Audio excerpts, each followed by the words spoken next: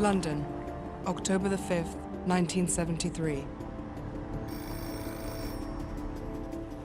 Shortly after midnight, the phone rings in the home of W. Ashraf, an Israeli case officer handling an Egyptian spy they simply called the Source. It is the Source himself. His message is simple: I need to meet the boss, urgently. Within minutes, Ashraf has called Tel Aviv to wake his superior, Zvi Zamir, director of Israel's intelligence service, Mossad. In just a few hours, Zamir is heading for the British capital. Later, in one of Mossad's London safe houses, Zamir meets the Source. The information he hears is astonishing. But what makes it all the more important is the identity of the man delivering it. Ashraf Marwan was one of the best spies in espionage history. He was the perfect spy. He was not only clever and very, very efficient, but he was also very close to the information. He was a relative of Nasser. He was the right-hand man of President Sadat. So, when Marwan told Zamir that the following day, at 1800 hours, Egypt and Syria would launch an attack on Israel, there was every reason to believe him. But was this a genuine leak from the very center of Egyptian power? Or was the Source operating under orders, giving information designed to deceive? Someone like Ashraf Marwan will do nothing without orders from either the Egyptian intelligence service or the political leadership, from President Sadat himself.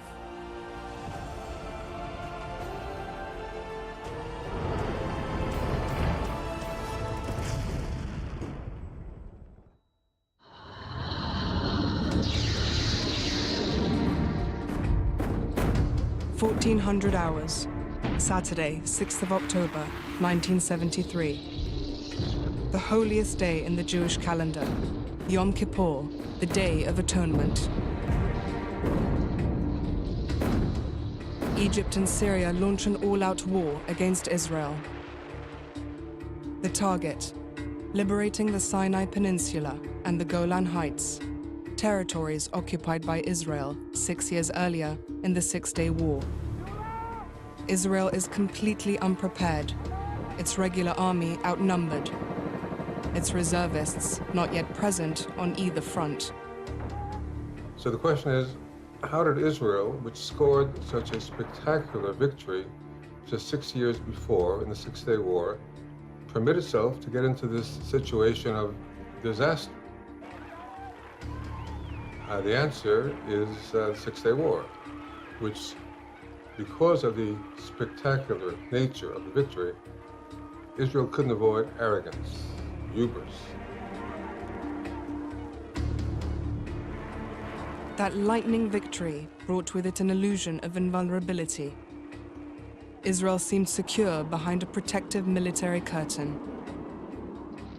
And despite intelligence warnings during September 1973 of an upcoming Arab attack, the head of Amman, Israel's military intelligence, General Eli Zaira, was convinced there was nothing to worry about.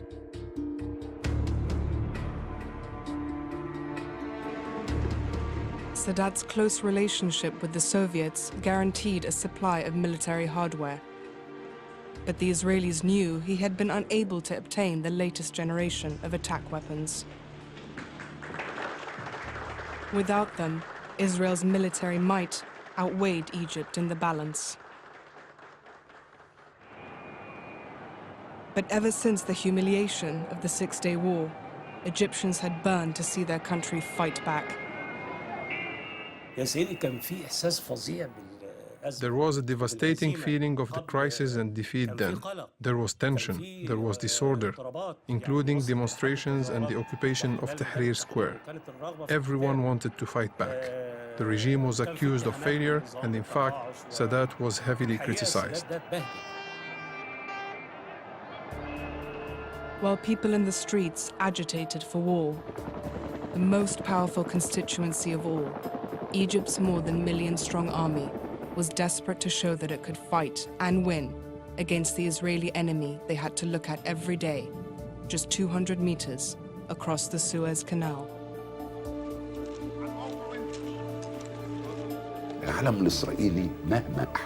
The Israeli flag, I cannot describe the feeling. My generation knows this feeling very well. You know, stretching for 167 kilometers, the Israeli flag is up high on every kilometer, right before your eyes, all along the canal. I swear, it nearly turned the color of the Suez Canal black.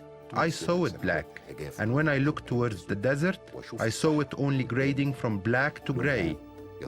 Just so much depressing color.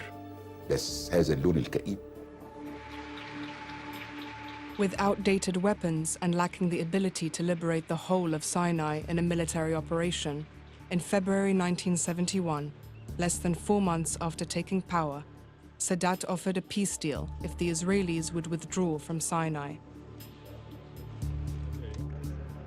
Israeli Prime Minister Golda Meir rebuffed the offer.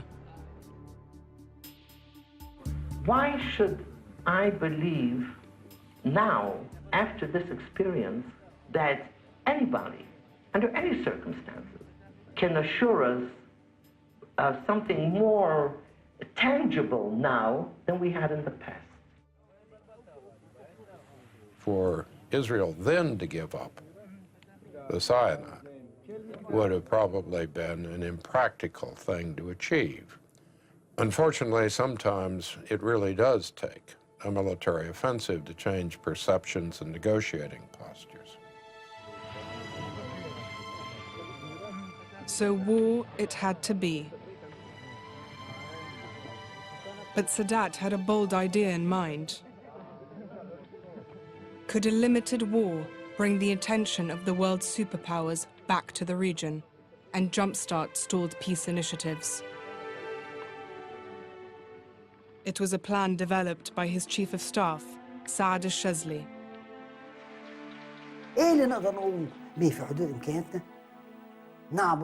We can cross the Suez Canal with infantry troops, stop at 10 to 15 kilometers, advancing our air defenses to the west bank of the canal,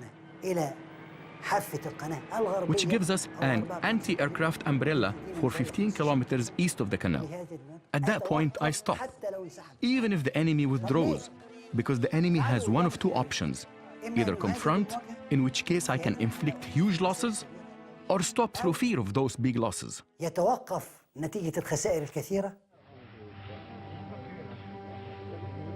As he contemplated a limited war, Sadat found an ally. Hafez al-Assad had come to power in Syria in 1970 through a coup d'etat. He too had points to prove to his people.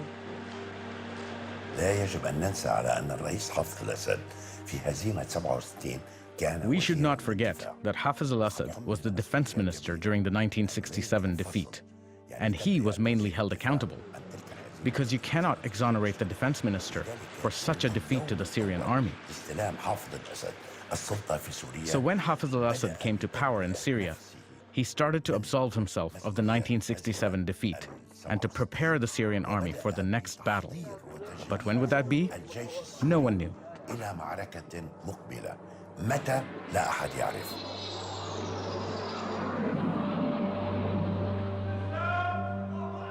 In a series of meetings throughout 1973, Sadat and Assad refined the war plan.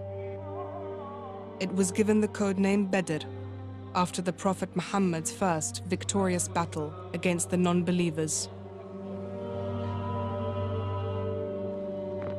When they met in Syria in late August, an auspicious date was chosen. On the 6th of October, the 10th day of Ramadan, the Muslim holy month, the Jewish holy day of Yom Kippur, Egypt and Syria would launch a surprise attack against Israel. But first, a setback in the air unintentionally served to disguise their buildup and confuse the enemy. On the 13th of September, Israeli and Syrian jets clashed over the Mediterranean. The dogfight ended with the Syrians losing 13 aircraft, the Israelis only 1.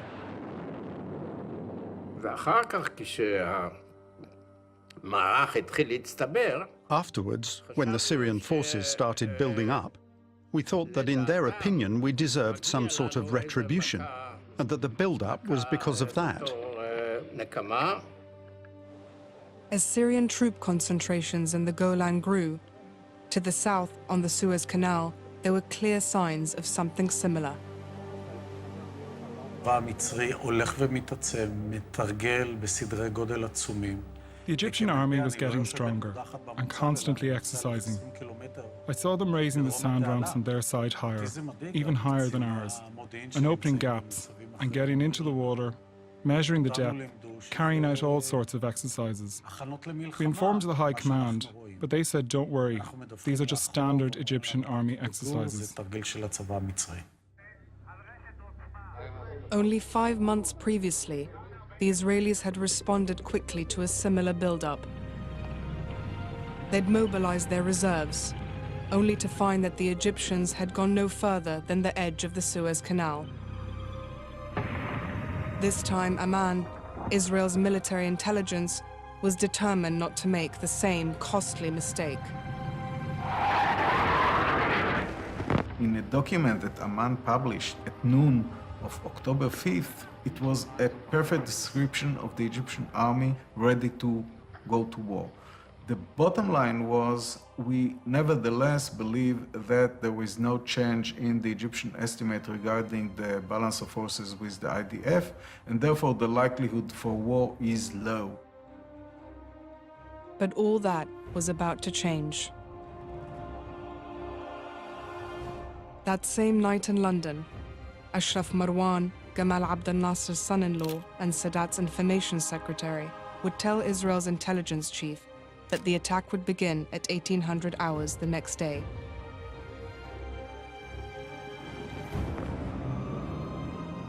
At 0800 hours on the 6th of October, the Israeli cabinet met in emergency session.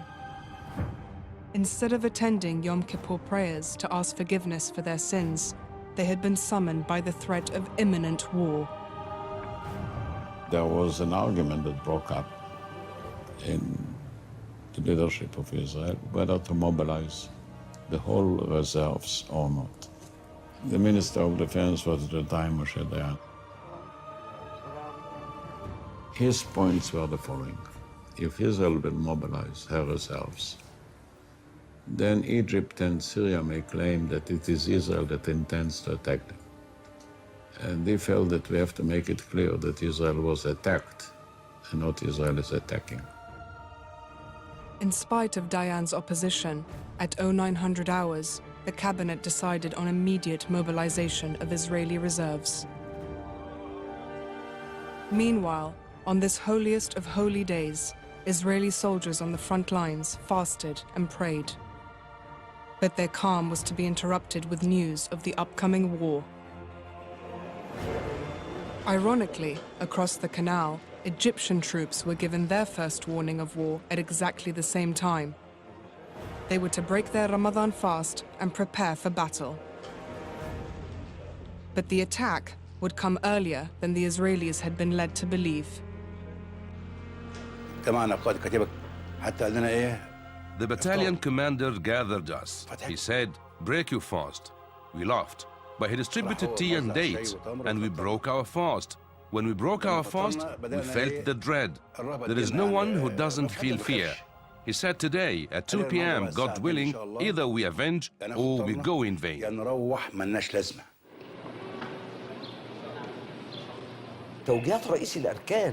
The Chief of Staff, Saad al-Shazli, issued us with guidebooks.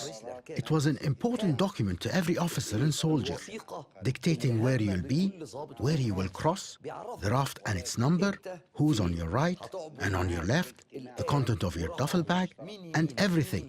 It was wonderful.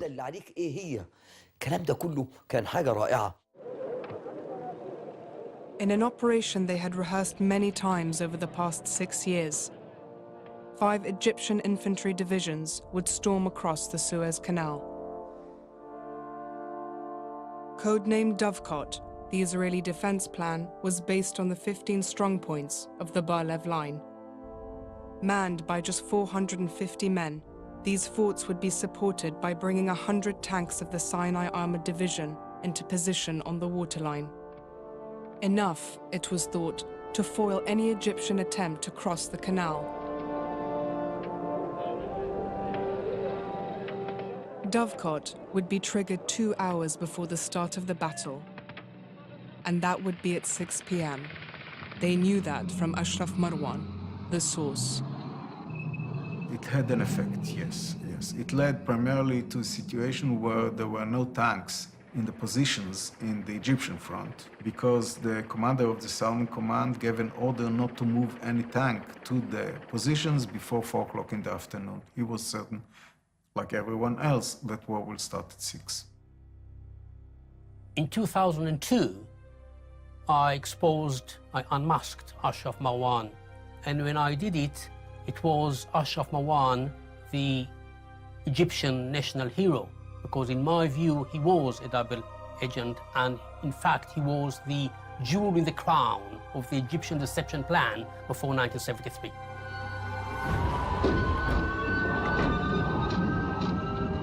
October 6th, 1400 hours, war.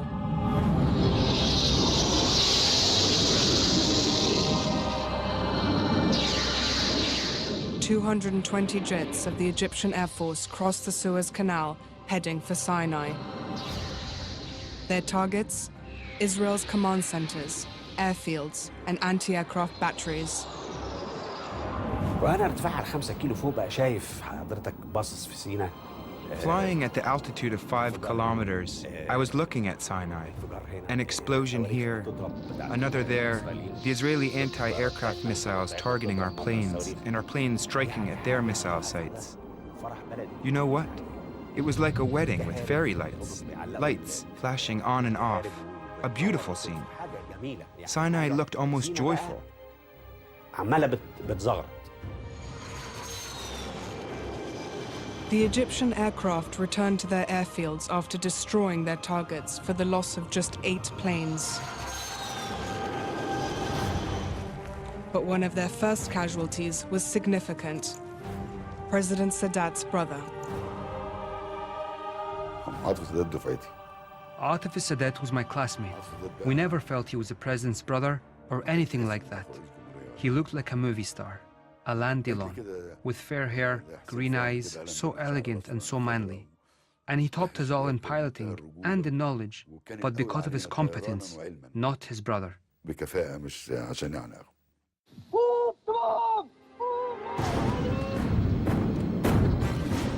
Within minutes of the first aerial attacks, a massive artillery barrage begins.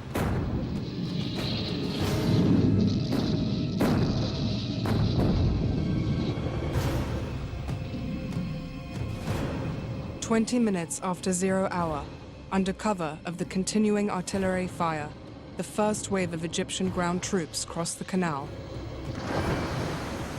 4,000 men and 720 rafts.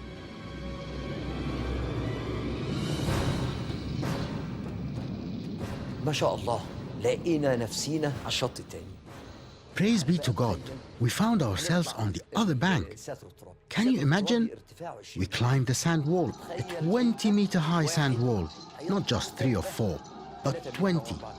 The soldiers were climbing all over it like butterflies. حاجة زي الفراشة بتجري.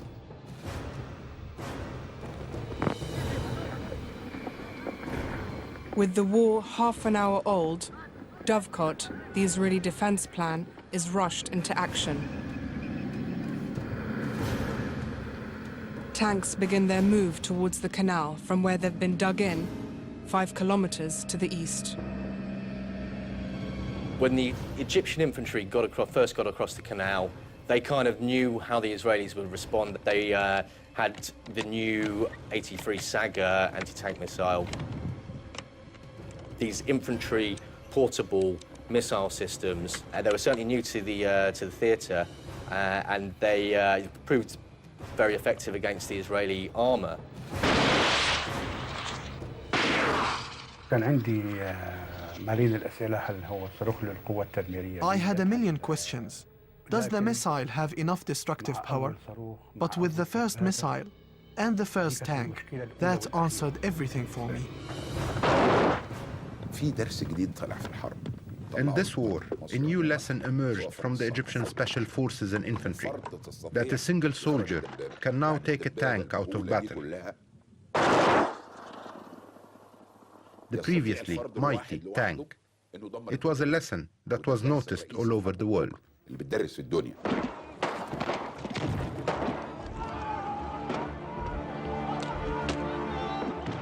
3 hours into the war, 45 Egyptian infantry battalions formed of 32,000 men have crossed the canal. The forts of the Bar-Lev line have been taken or besieged. Most of the Israeli tanks have been destroyed. Dovecot has failed.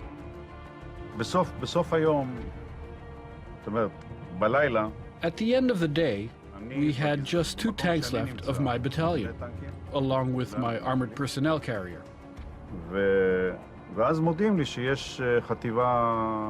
So then they notify me that there's a brigade on its way to me and that the brigade commander, Gabi Amir, asks, "Where is the battalion?" And I say, "This is the battalion," and laugh. He knows me and knows that I joke around sometimes.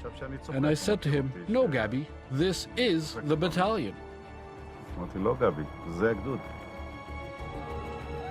After the first wave of Egyptian infantry has made the canal crossing, 35 battalions of engineers follow.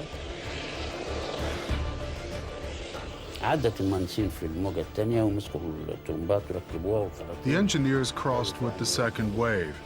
They put the pumps together, fixed the hoses, and started to point them at the sand wall. It started falling down. This was a big breakthrough, as opening up passages enabled us to operate the ferries and move some equipment across, especially the battalion's artillery and the weapons needed to stop any counterattack by the enemy on the eastern side.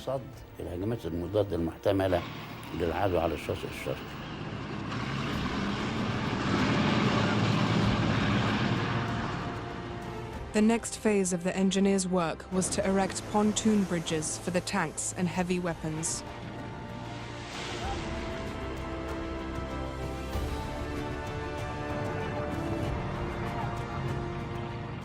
By sunrise on day 2, it looked as if the war had been an unequivocal success for Egypt's armed forces. 100,000 men, more than 1,000 tanks, and over 10,000 other vehicles had crossed the Suez Canal with only minimal losses. The Egyptian army came away from the 1967 Arab-Israeli War ashamed of itself. And in 1973, the Egyptian army proved that it was capable of military success and military victory. That was very important to the Egyptians as a fighting force because it proved to them that they themselves could succeed.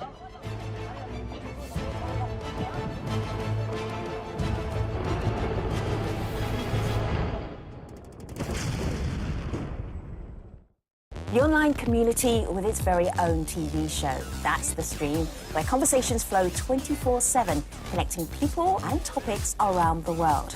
It's interactive, it's dynamic, and always looking to bring you the most compelling stories. Online, on the air.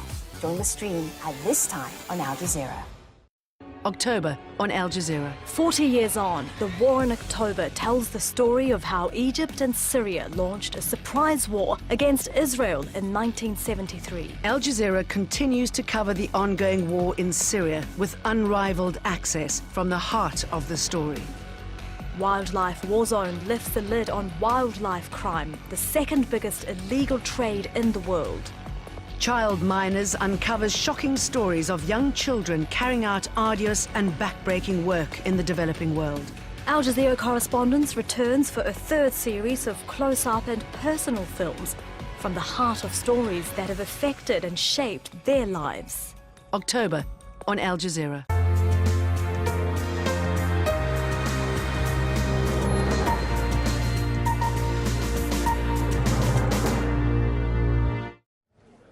Hello, I'm Stephen Cole. A look at the headlines now. The Italian Coast Guard is continuing its search for over 200 African migrants who are missing after the boat went down off the island of Lampedusa. The boat, believed to be carrying around 500 people originally, had set off from the Libyan city of Misrata, the port city. 127 people confirmed dead. This is expected to rise. It had almost completed its journey of 400 kilometers when it went down. The Italian Prime Minister has declared a day of mourning. Well, islanders have been speaking about the moment they realized there was something wrong and the dramatic rescues that followed.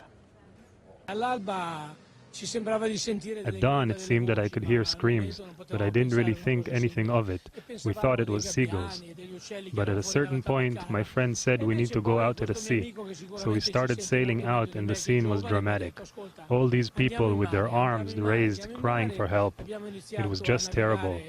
At that point, we immediately called the port, and we quickly started picking up these people on the boat. We picked up 47 of them.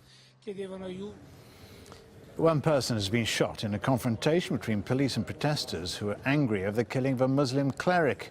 The cleric, Ibrahim Ismail, and 3 others were killed by gunmen.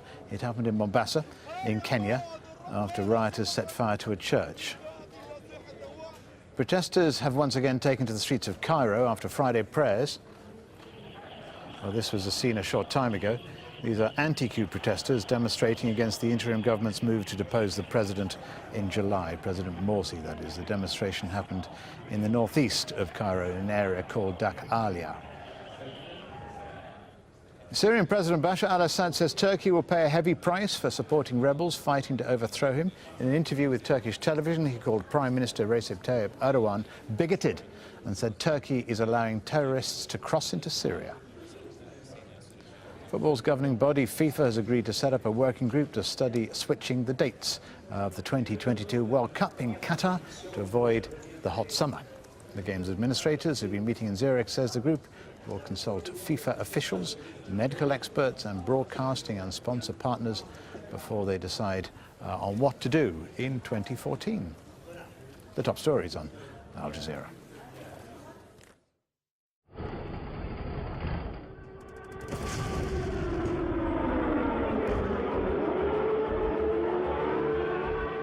At 1400 hours on October 6, 1973, Yom Kippur, sirens sounded across Israel.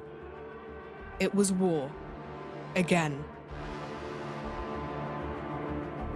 אי שם ב-1956, כשהייתי ילד בן 6, הדבר היחיד שזכור לי... The one memory I have from the 1956 war was hearing air raid sirens at night and my father wrapping me in a thick blanket and running with me to the shelter.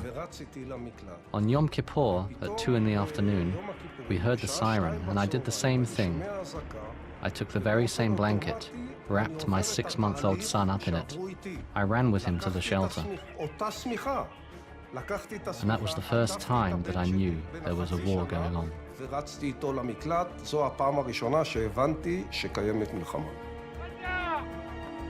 At the same time as Egypt was crossing the Suez Canal, in the Golan Heights to Israel's north, Syria joined the fray.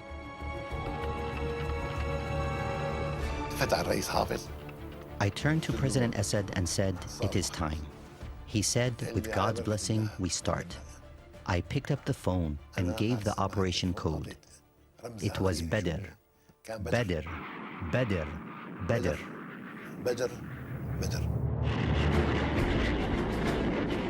150 Syrian jets started the war with a massive aerial strike on Israeli positions in the Golan.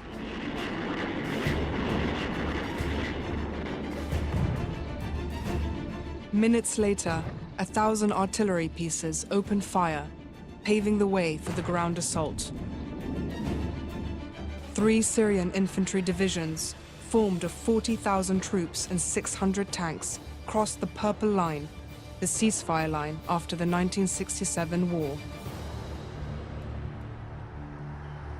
2 hours into the war, the Syrians gained their first significant victory when they captured Israel's Eye, a key Israeli vantage point, 2,000 meters above sea level, on top of Mount Hermon. The Syrian paratroopers who carried out the operation advanced first on foot. Then another unit was dropped by helicopters onto Mount Hermon, and both units were able to capture the Israeli forces who surrendered to them. Then they raised the Syrian flag on Mount Hermon, and that was the best news we received during the first hour. The Syrian paratroopers were joined by a unit of Palestinian commandos.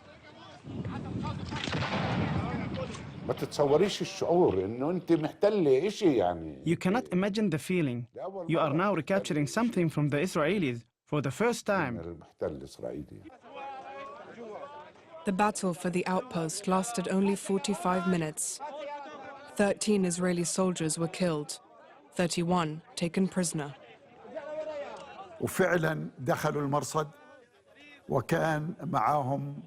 They captured the outpost and had with them Russian and East German experts who dismantled all the equipment at the outpost. Actually, they passed by us, carrying the equipment from the outpost, which had belonged to the Israeli army.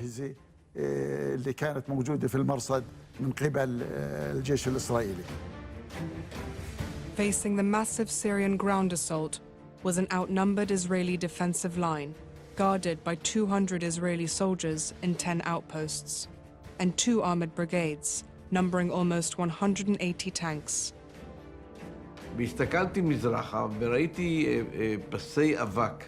I looked up and I saw dust tracks coming from the east, and it was, of course, tanks coming towards us.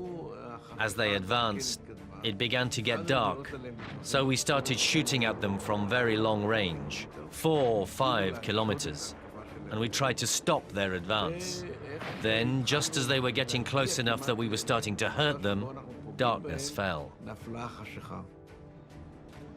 By nightfall on day 1, pushing through unguarded holes in the Israeli line, Syrian tanks would penetrate into central Golan, around the key city of Quneitra, capital of the occupied heights.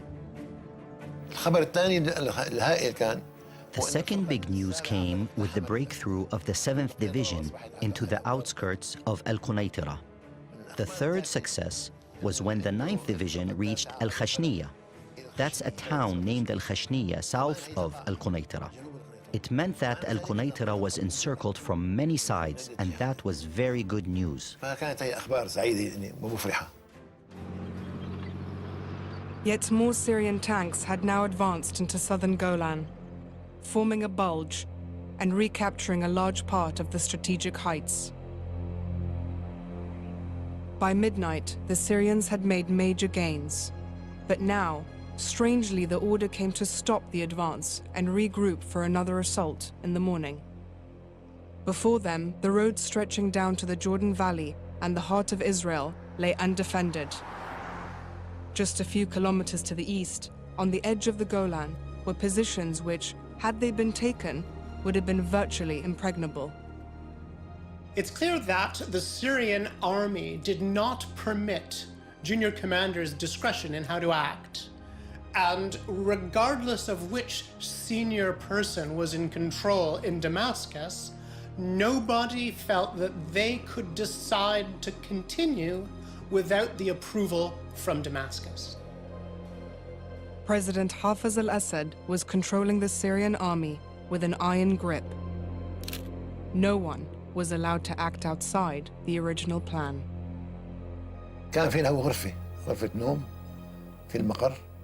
He lived with us. He had a bedroom at the command center. He slept there. And when he woke up, he used to salute us and take his place behind the operations desk. He was always there in the command center, or in his room in the same place.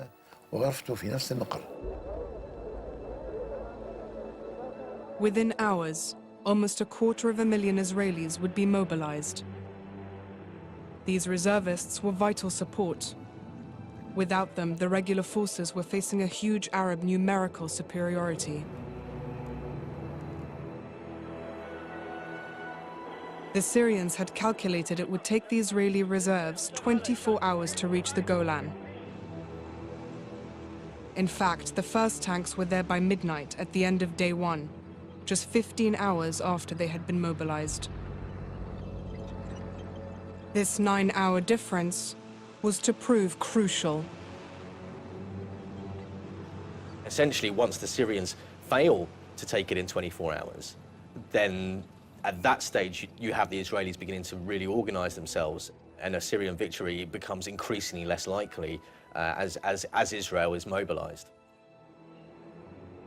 At first light on day 2, Syrian tank commanders could see 15 kilometers west, down to the Sea of Galilee and the city of Tiberias. But also in their sights, Israeli tanks that simply shouldn't have been there. The Syrians began to lose the war. They didn't know this yet, because the reserve tanks, like my brigade, started being ready after just 15 hours instead of 24. Some of them went out alone, but mainly they started to take over from the regular forces during the night combat between October 6th and 7th. Shortly after dawn, ignoring the fact that the Israelis had successfully mobilized to meet them, the Syrians launched their planned tank assault. Their main target was Nafach, the Israeli Advanced Command Center, and the strategic crossroads that controls the Golan. After capturing Nafach, the Syrians would move westwards, towards the Benot Yaakov bridge over the Jordan River. The bridge was less than 15 kilometers away, and beyond it lay the Israeli mainland. The Israelis were on the verge of disaster. We suddenly started shooting at the Syrians from 3 or 4 different directions. We fired and the Syrians were stopped. Some of them managed to bypass Nafach, but we beat the Syrians here, and it was here that a battle that had lasted till the night of October 7th finally ended. The Israelis managed to stop the Syrians, but paid a heavy price in men and tanks. On top of the casualties, the commander of the 188th Armored Brigade, Colonel Yitzhak Ben Shaham, was killed along with his deputy and operations officer. Having failed in his main objective to take the Israeli forward base at Nafach, in his Damascus command bunker, President Assad's decisions were looking increasingly desperate.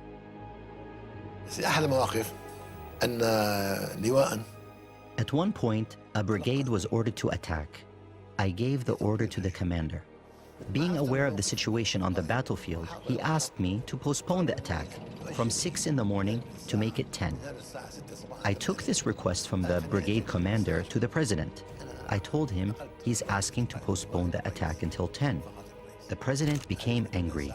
He said he must start the attack at 6 o'clock, otherwise he can hand over to his deputy. I tried to ease the tension, and then I made the suggestion again. I said, there is no difference between 6 and 10, except that around 2,000 of our troops will be killed, so please approve 10. But he became even more angry and hit the table with his fist. On days 3 and 4, faced with a series of deadlocks, Assad simply repeated the strategy that had previously failed to achieve a breakthrough. In a desperate throw of the dice, 2 further armored divisions, numbering 500 tanks, were brought forward to compensate for the losses of the first 2 days. We stood there and shot like madmen, me included. I was in my own world, aiming at the tanks heading towards us, shooting down the 1st, 2nd, 3rd, 4th. I hit some 20, 25 tanks, and everyone took aim and shot and shot and shot. In northern Golan, in a place that became known as the Valley of Tears, by the end of day 4, the Israelis had destroyed hundreds of Syrian tanks. The same fate befell the 1st Syrian Armored Division during repeated attempts to capture Nafach.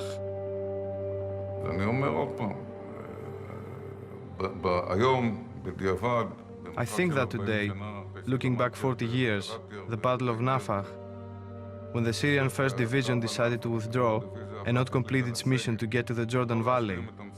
That was the critical stage in the battle to defend the Golan Heights. Avigdor Kahalani and Zvika Greengold would both receive the Medal of Valor, Israel's highest military decoration. But this Israeli victory was not won by bravery alone.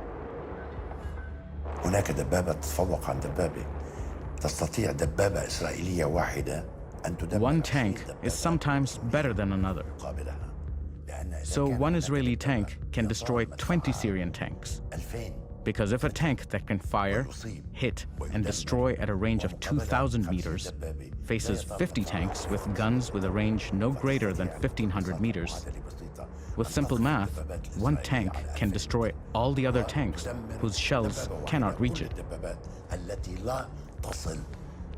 It's just a matter of technical excellence, not competence in combat.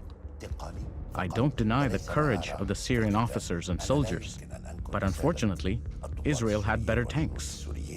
إنما مع الأسف إسرائيل متفوقة بالدبابات. On the morning of the 9th of October, the Israelis launched their counterattack.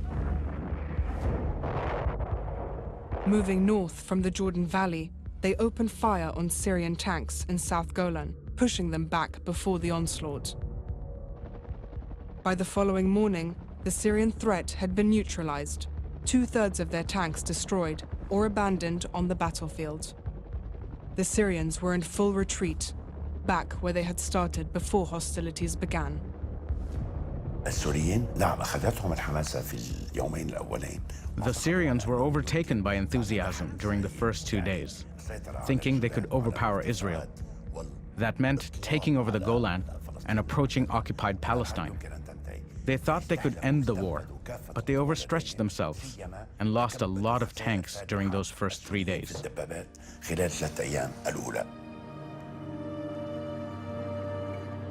However, in Sinai to the south, the Egyptians had used their success on day one to secure defensive bridgeheads. With 2 field armies dug in across the canal, the 2nd in the north and the 3rd in the south, they were prepared for the inevitable Israeli counterattack. These convoys of armored track vehicles will be moving up the road out of Israel towards the Sinai desert. This is the beginning of the desert now. We're told that another convoy of armored track and tanks and ammunition will be moving up here tonight. By the end of day 2, 2 of Israel's most famous generals, Ariel Sharon and Avraham Adan, had arrived at the Suez front, each with an armored division of over 300 tanks. They were ready to launch a carefully planned counterattack. Adan's division to the north would sweep south to expel the Egyptian Second Army from its bridgehead. Then, once Adan had pushed the Egyptians back across the canal, Sharon's division would move against the Egyptian Third Army to repeat the process in the south. At 0900 hours on October 8th, the attack began.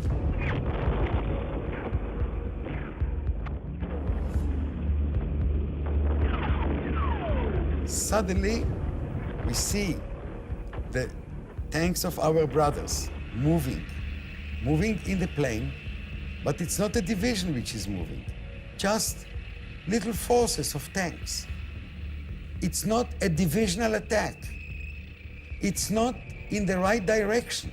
Instead, from north to south, they come through us from east to west. And we see, just before our eyes, a terrible enemy fire, shells in the desert, box of fire around any tank. Boom. We received orders to fire. We fired at them with every weapon we had. It was a massacre, a massacre. All sorts of weapons, the anti-tank Saga missiles, RPGs. The Egyptian RPG soldiers were moving like birds, jumping from one tree to another. They would hide behind the ram till the tank was 50 meters away and within range. Then they fired at it. They would knock that one out, then move on to the next tank.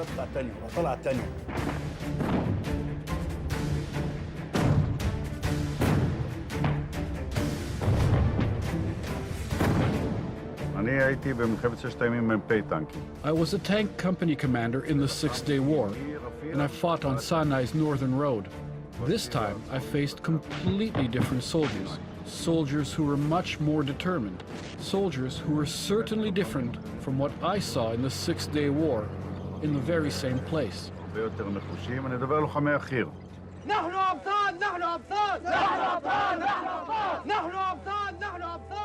We are able not only to finish this, but to continue and to give the Israeli army another beating as has been done. Israel's initial counterattack had failed, and after losing 50 of his tanks, Adan ordered his forces to fall back to defensive positions. Worse still, in terms of prestige, Israeli tank crews had been taken prisoner of war, including a tank battalion commander, Lieutenant Colonel Assaf Yaguri.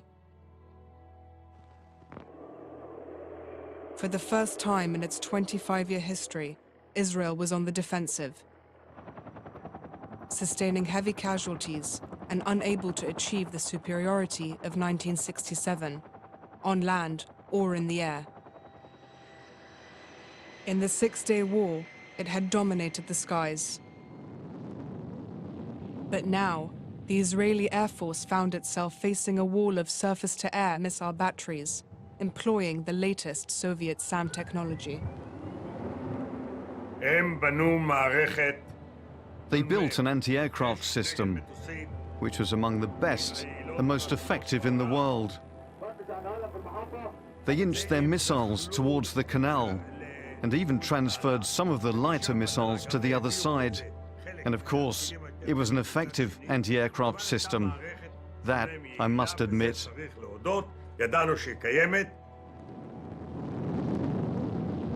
To achieve air superiority, the Israelis had to try to knock out Egypt's SAM wall. But the missile defenses took a heavy toll of the attacking aircraft.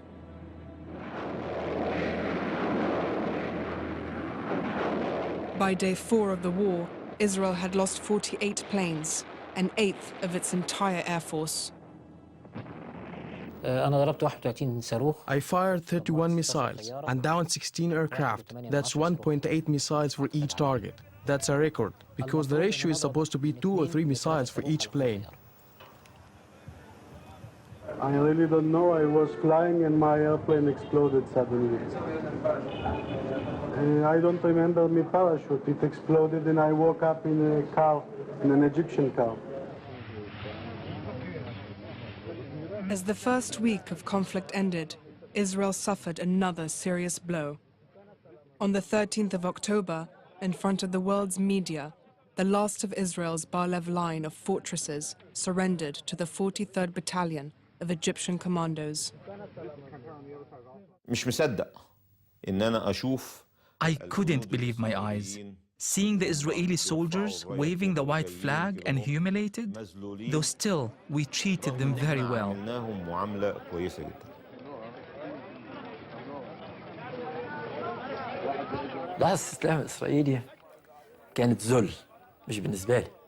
The Israeli surrender was a moment of humiliation.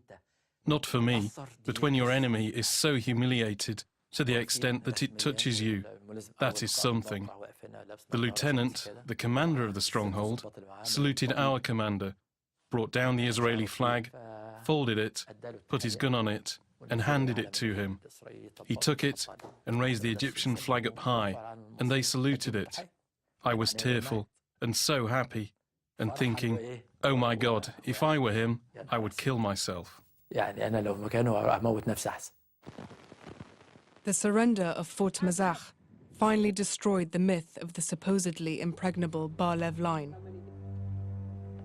These almost medieval forts, which had cost hundreds of millions of dollars to build, had proved useless as Israel's first line of defense. The Egyptians' big advantage over us in the Yom Kippur War was that they didn't lie to themselves regarding how they'd functioned in the Six-Day War, and they fixed what they were capable of fixing. We lied to ourselves about what had happened in the Six-Day War, and now we paid the price.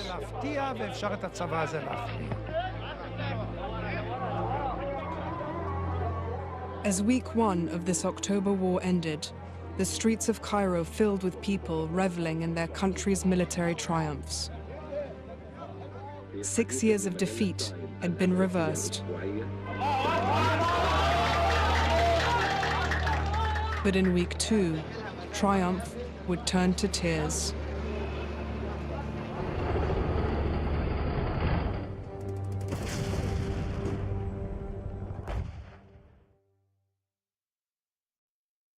It was a war that united Egypt and Syria against Israel. But in the heat of the battle, their different agendas soon became apparent.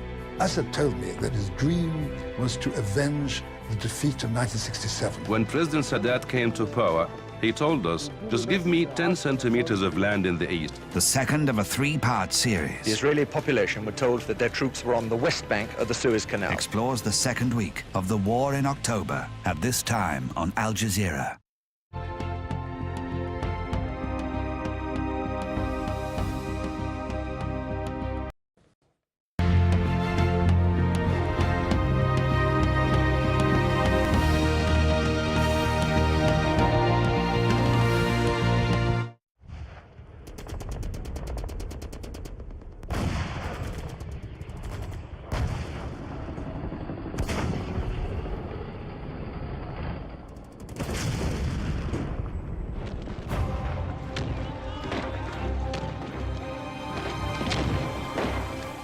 On the 6th of October, 1973, the 10th day of Ramadan, the Muslim holy month, and Yom Kippur, the holiest of holy days in the Jewish calendar, Egypt and Syria launched an all-out war against Israel.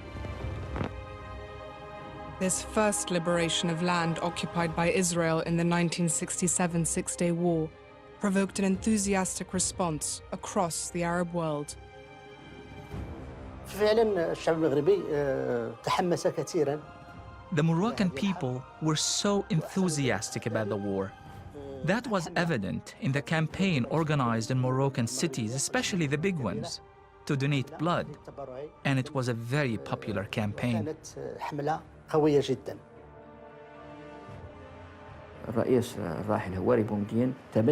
Algerian President Boumediene took up the cause and gave a blank check to the Soviets and said, spend it as you like on weapons, $100 million for Egypt and $100 million for Syria, to cover everything they need in the way of ammunition, weapons, spare parts, and so on.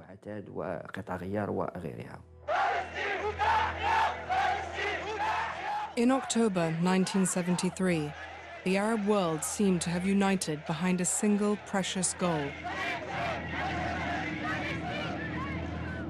But the common purpose of Egypt and Syria, the two countries who started this war, was about to dissolve into acrimony and mistrust.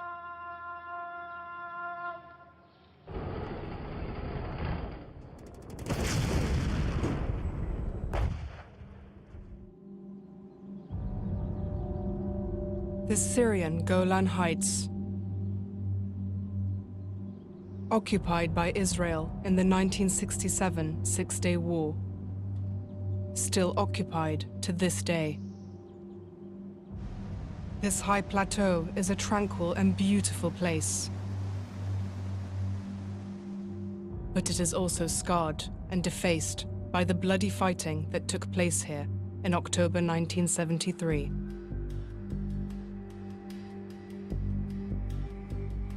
Memorials stand to the Israeli forces who fought a desperate battle to stop the Syrian thrust, which threatened to reach right to the heart of Israel. In the first 5 days of war here on the Golan, Israeli losses alone amounted to 250 tanks and hundreds of men. It was ambitious for the Syrians to think that they could penetrate significantly into the Israeli rear over the course of 24 hours, but it was not wholly unrealistic. Had the Israelis not been able to respond flexibly, it is entirely possible that a Syrian exploitation force could have penetrated into northern Israel within a day. But it was not to be. In less than 24 hours, Israel had mobilized 2 armored divisions, which soon turned the Syrian advance into retreat. On the 10th of October, and after suffering huge losses in tanks, the Syrians withdrew from the Golan Heights. Back behind the 1967 ceasefire line, the same place they had started their assault 5 days earlier.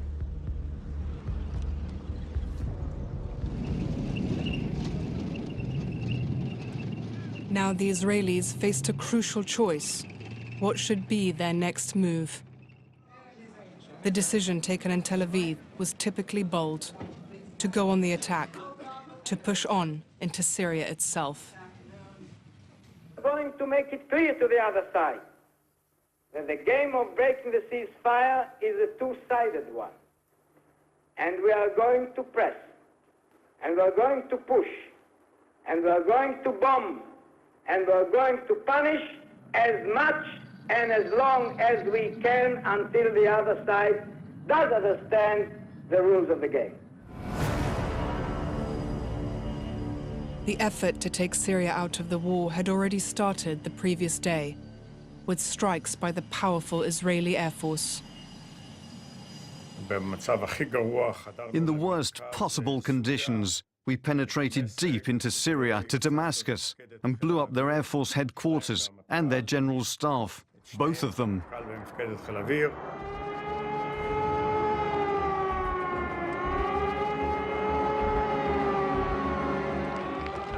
These were the first of a string of attacks targeting Syrian infrastructure.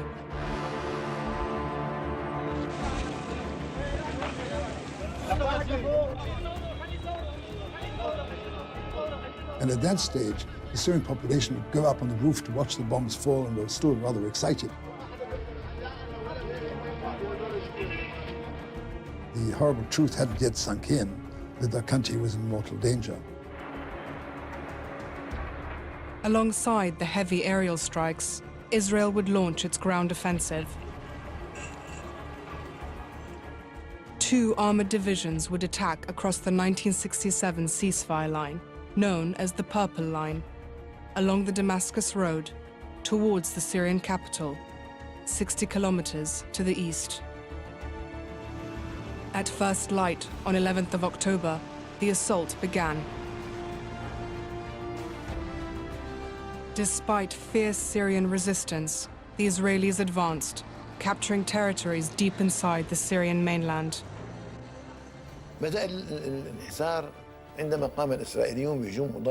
The retreat began when the Israelis launched a massive counterattack. The 1st Division started to retreat before the Israeli army.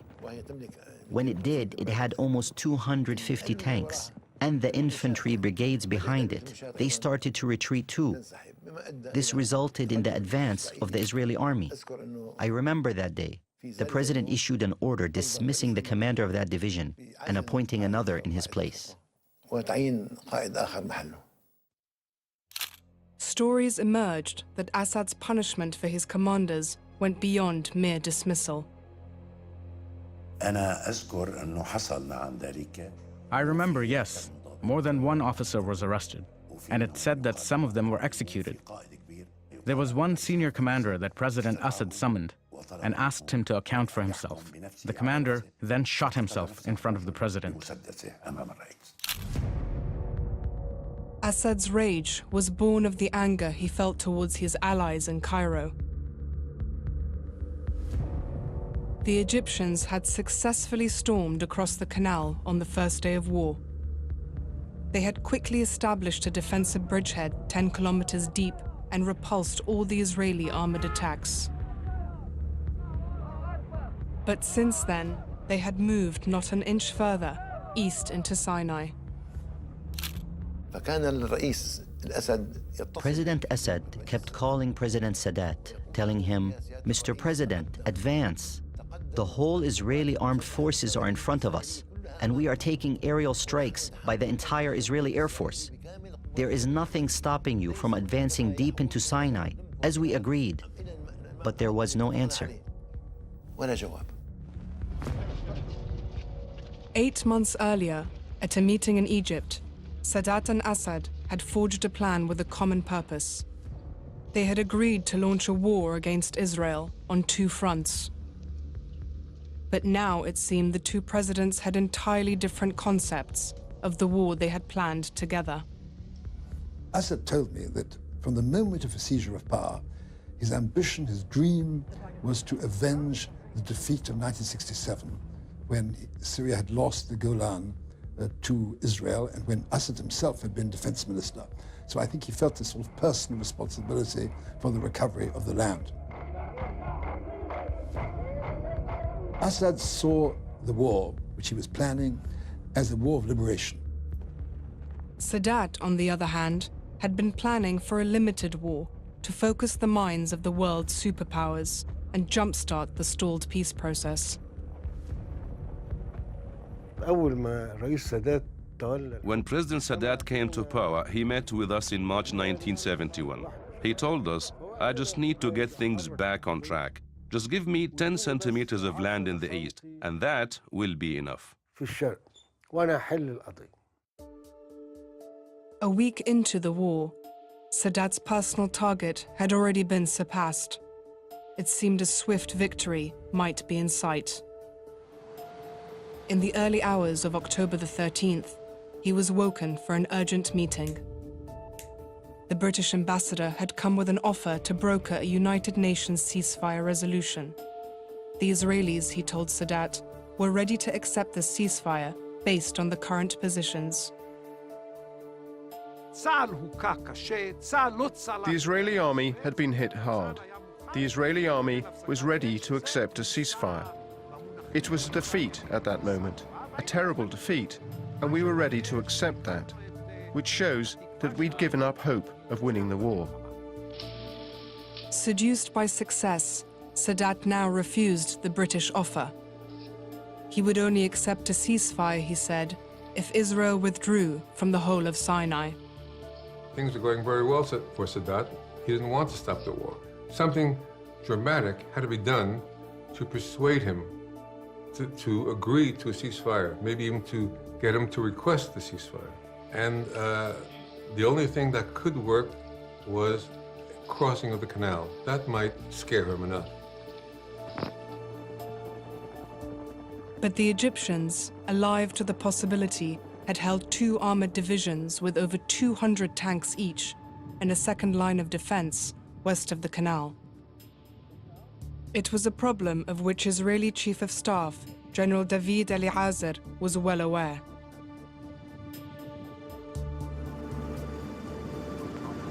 Before crossing the canal, he wanted to draw those 2 armored divisions to the Israeli side for 2 reasons. One, not to have to cross while those 2 divisions are waiting for him on the bank of the canal when you're very vulnerable. Number 2, to have them on the Israeli side where he can meet them on Israel's terms. General Eliezer was sure that a second phase of the Egyptian attack would begin on October the 9th, with those 2 armored divisions crossing the canal to advance on Sinai's strategic passes some 40 kilometers to the east. But the Egyptian plan was to stay put. Yet 48 hours later, President Sadat gave a new and surprising order to his war minister, General Ismail. They were to go ahead with just this second phase, the advance that Eliezer had been waiting for.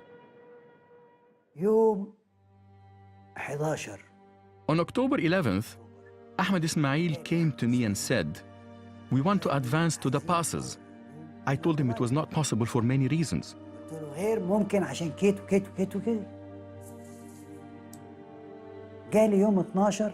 He came again on the 12th and said, "We want to go ahead with the advance to take the pressure off Syria."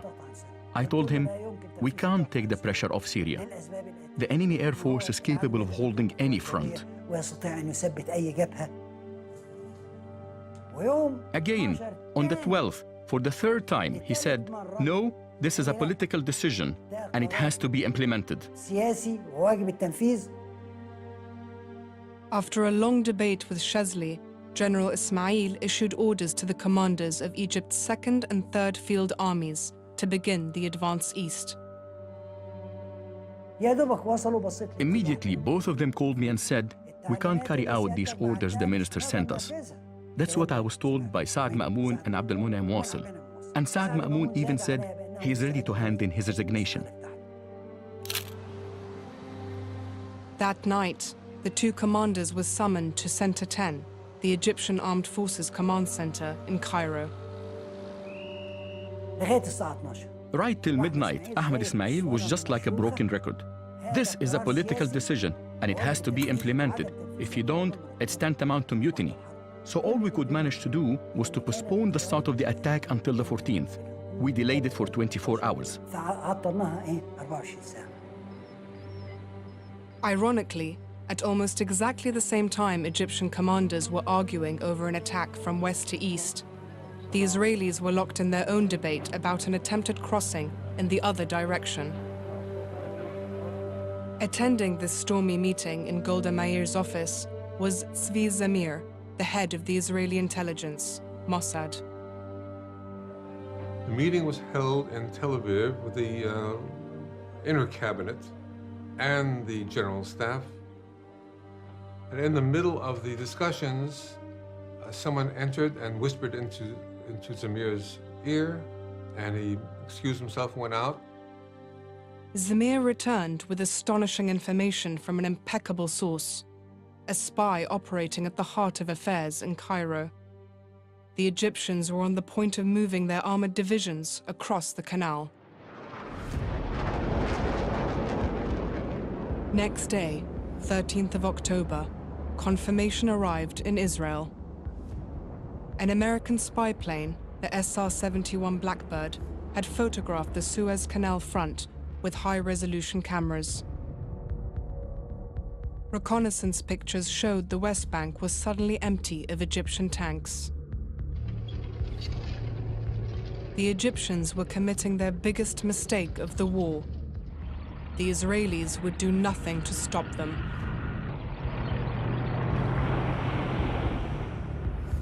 Ibrahim al-Arabi, the commander of the 21st Armored Division, told me. I was surprised because while we were crossing from west to east, I expected to be hit by the Israeli Air Force.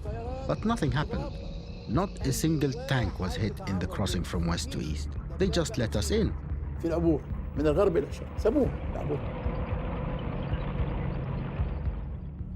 The Egyptian plan was to make 4 simultaneous thrusts towards the Sinai strategic passes and crossroads.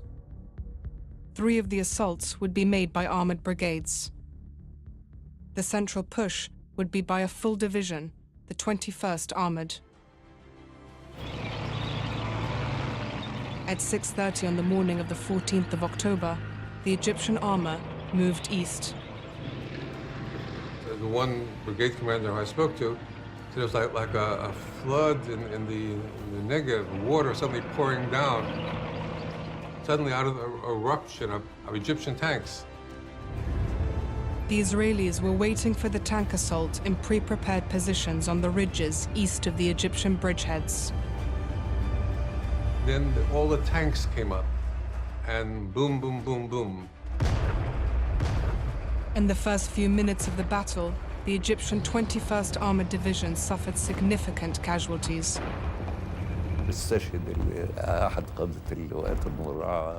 One of the Armored Brigade commanders was martyred, Colonel Sayyid Tawfiq Abu Shadi.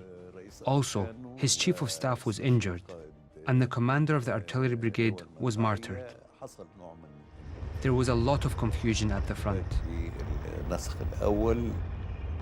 ובהחלט הצלחנו לעצור עשרות. We definitely succeeded in stopping dozens, if not hundreds, of Egyptian tanks and blowing them up, with not many casualties on our side during the action. אני לא מדבר על שתי ההתקפות הכושלות.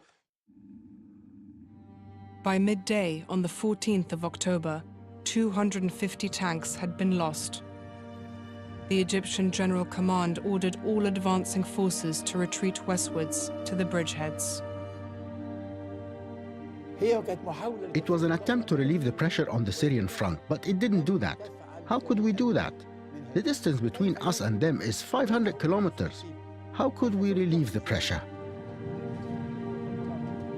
In fact, by the time the Egyptians launched their attack, the Syrian front had already been stabilized. The Israelis had been forced to halt their advance by the arrival of Iraqi troops. They arrived and surprised our forces when they attacked. We had put out an alert that the Iraqi forces are moving towards the Golan, but we couldn't tell them the precise location. So that came as a surprise. They tried to place part of the blame on us, but what could be done?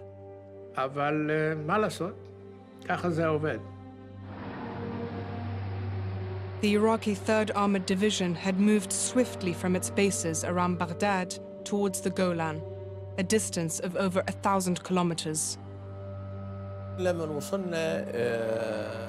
We arrived that night at the outskirts of Damascus. It was guarded by Syrian civilians. The things they said to us that night, the 11th of October, shocked us. Are you Iraqis? Yes, we are Iraqis. For God's sake, save our honor. We thought it was a total victory. That was a huge shock. We started to realize that the situation had completely changed.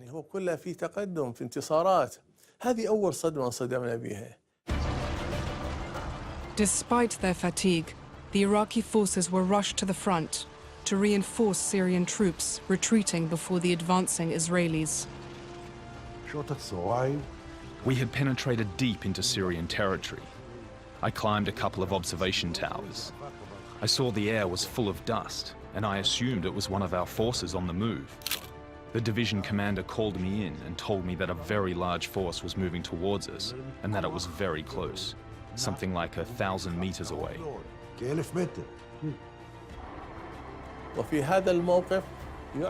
In that situation, that was a strategic victory on the Syrian front. The timing was perfect. If it had come just 24 hours later, it would have been much tougher, and the Israeli forces would have reached the gates of Damascus.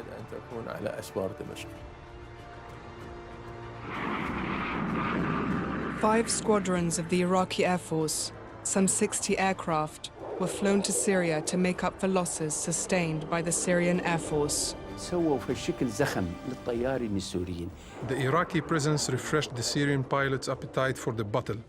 Even the most hesitant now said, how come pilots from Iraq are up for the fight while the Syrians are reluctant to leave base? So it turned into a competition to carry out their missions.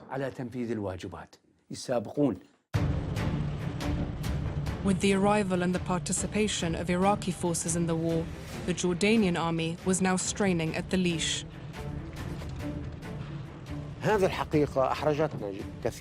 It was very embarrassing for us. I mean, it embarrassed the late King Hussein a lot, because there were two Arab countries who had had territory occupied in 1967, and Jordan was the third Arab country whose territory had been occupied in 1967. But those two other countries are fighting to regain what they lost, while you're not. I remember I attended one of the meetings he held with the military, and I saw how much pressure they put on him to go to war.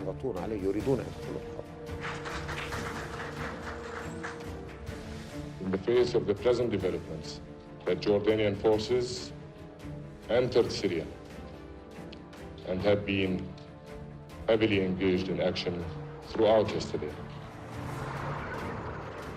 But the Iraqis and Jordanians were not the first to arrive.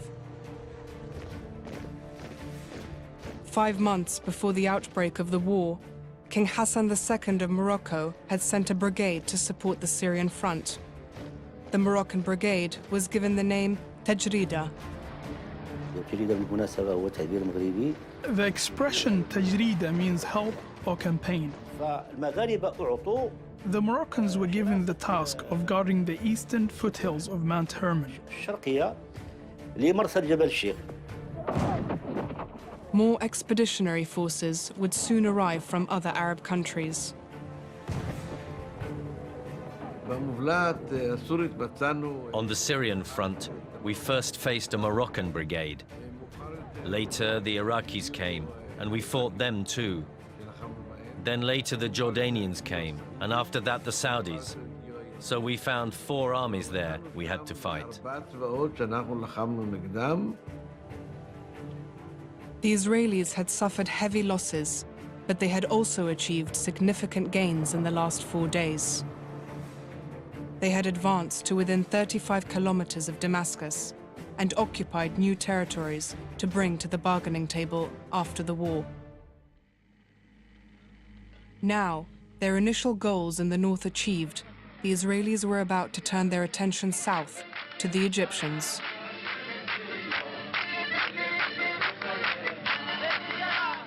The plan to cross the Suez Canal had been finalized and given the name Stout-Hearted Men.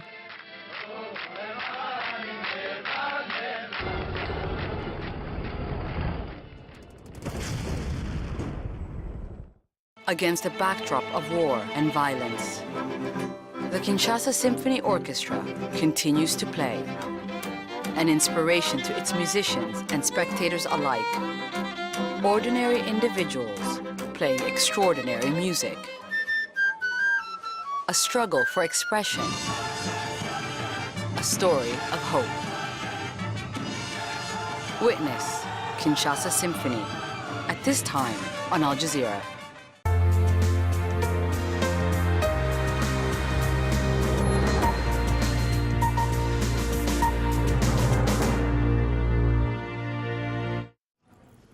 Hello there, I'm Shireen Tadros, and these are the headlines on Al Jazeera. Human Rights Watch has accused Syrian rebels of killing at least 190 civilians in August during an offensive in Latakia province. In a report, the group says many of the fighters who committed murders are linked to Al-Qaeda. Residents that I spoke to told me that in the early morning hours of August the 4th, that they heard the sound of incoming gunshots and mortar fire.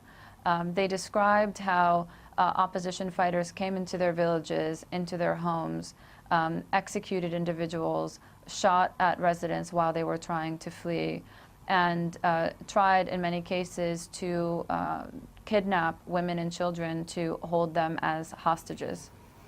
The Nobel Peace Prize has been awarded to the Organization for the Prohibition of Chemical Weapons. The Norwegian Nobel Committee says the OPCW deserves the prize for its continuing efforts to rid the world of chemical weapons. The organization is currently overseeing the destruction of Syria's chemical weapons arsenal. Asmet Ozomchu heads the OPCW and has been reacting to the award.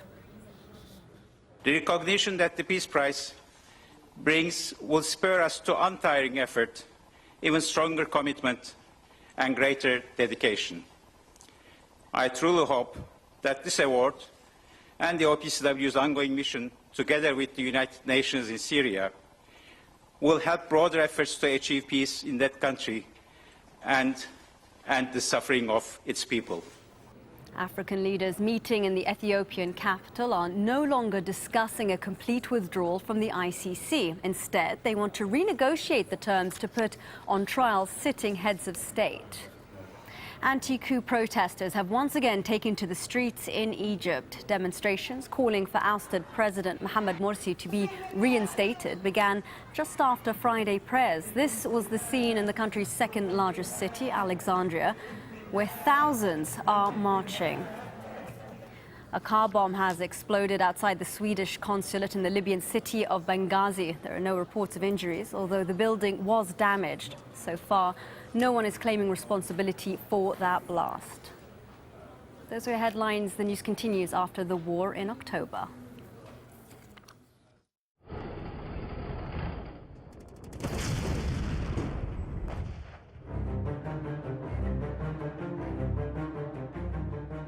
During the war in October 1973, Ariel Sharon was the general in command of the 143rd Reserve Armored Division, one of 3 facing the Egyptians in the Suez Front. A controversial personality, Sharon had already developed a plan to deal with any Egyptian attack during his 3.5 years as commander of the Southern Front, an assignment that had ended just 3 months earlier.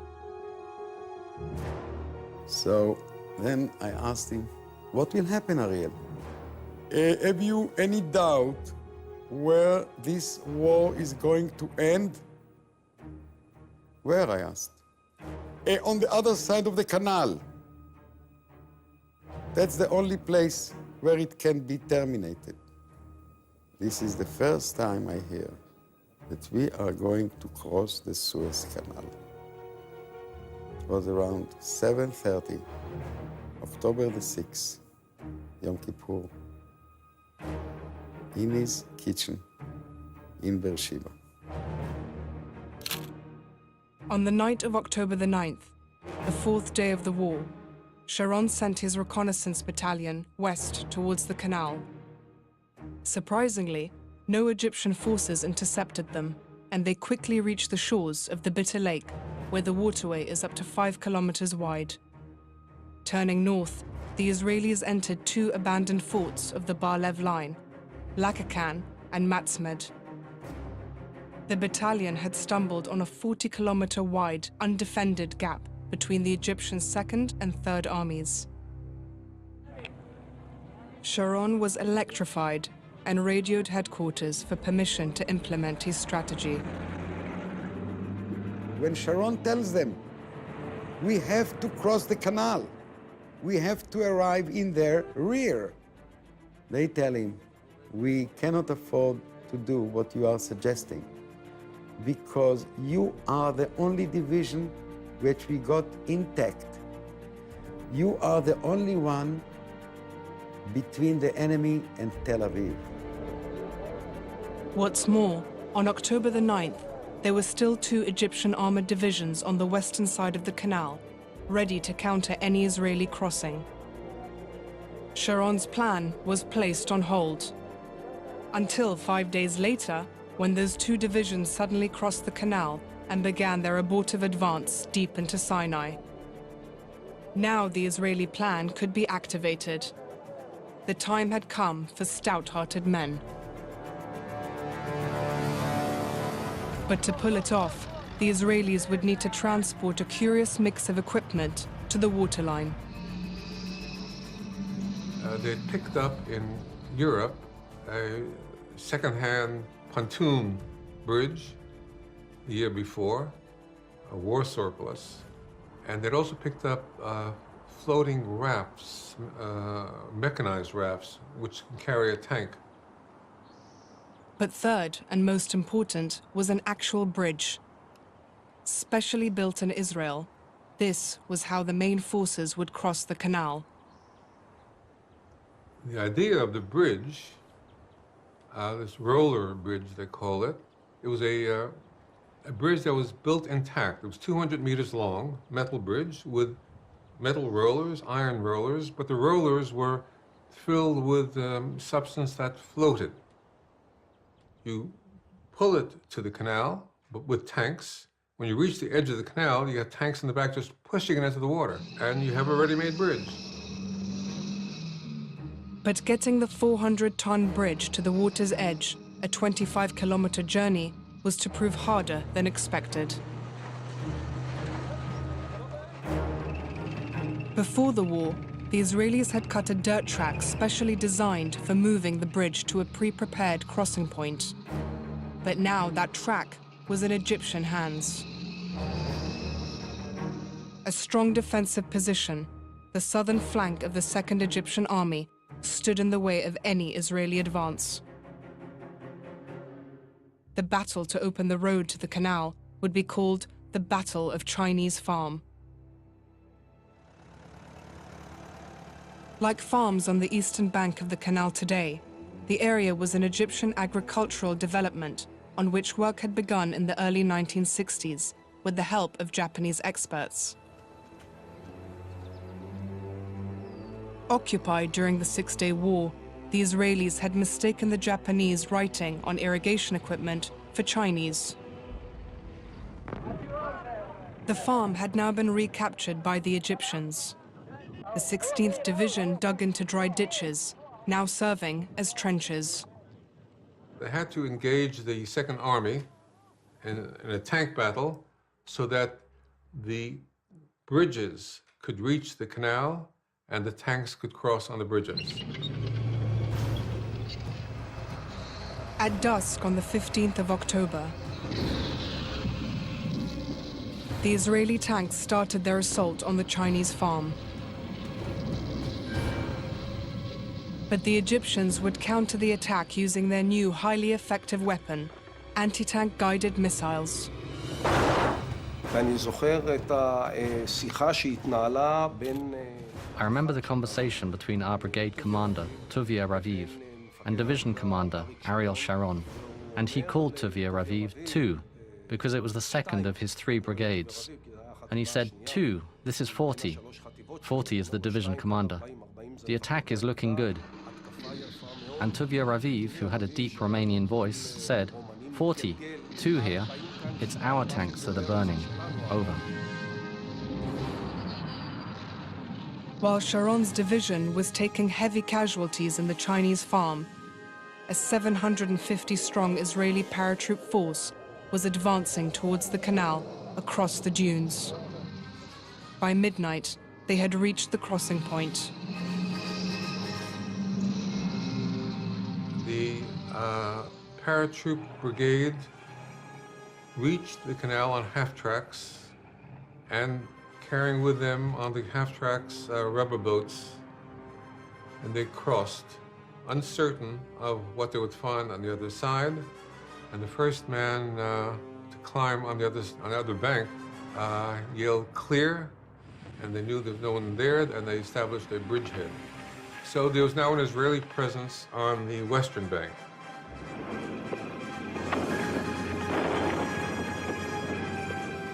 But despite the desperate efforts of the Israelis, the road to the canal remained closed by an entire Egyptian infantry brigade. But there was one ray of light for the Israelis. Their mechanized rafts could move independently across open terrain. And by 6:30 on the morning of the 16th of October, 15 rafts had reached the canal and began ferrying tanks to the west. Just when we arrived there, and it's quiet around, and we are there on the canal. Sharon sends between 12 to 20 tanks across the canal. And what happens is exactly what he said. And it's in disarray. The Egyptians don't know what happens to them for 24 hours. That arrival in the rear of the enemy was exactly what Sharon was aiming at. And the decisive phase of the war is closing now. The Israeli canal crossing went almost unnoticed by the Egyptians. And later that same morning in Cairo, it seemed the head of state was totally unaware of what was going on at the front. In his first public appearance since the start of the war, Sadat led a victory parade through the streets towards Parliament.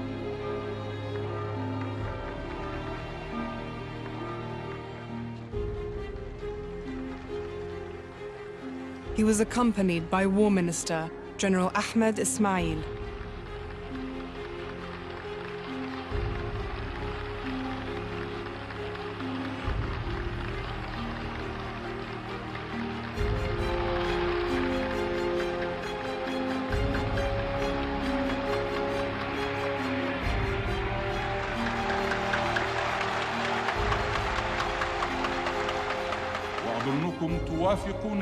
In a rousing speech, Sadat set out his conditions for a ceasefire, a total Israeli withdrawal from Sinai.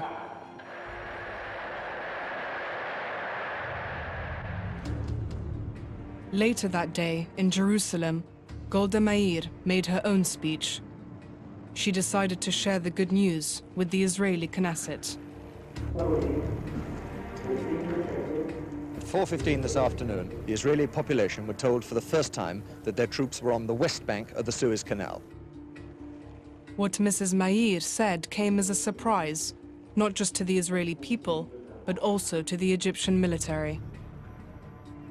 Israeli paratroopers and tanks had formed a limited bridgehead on the western side of the canal, in an area called Dever Soir.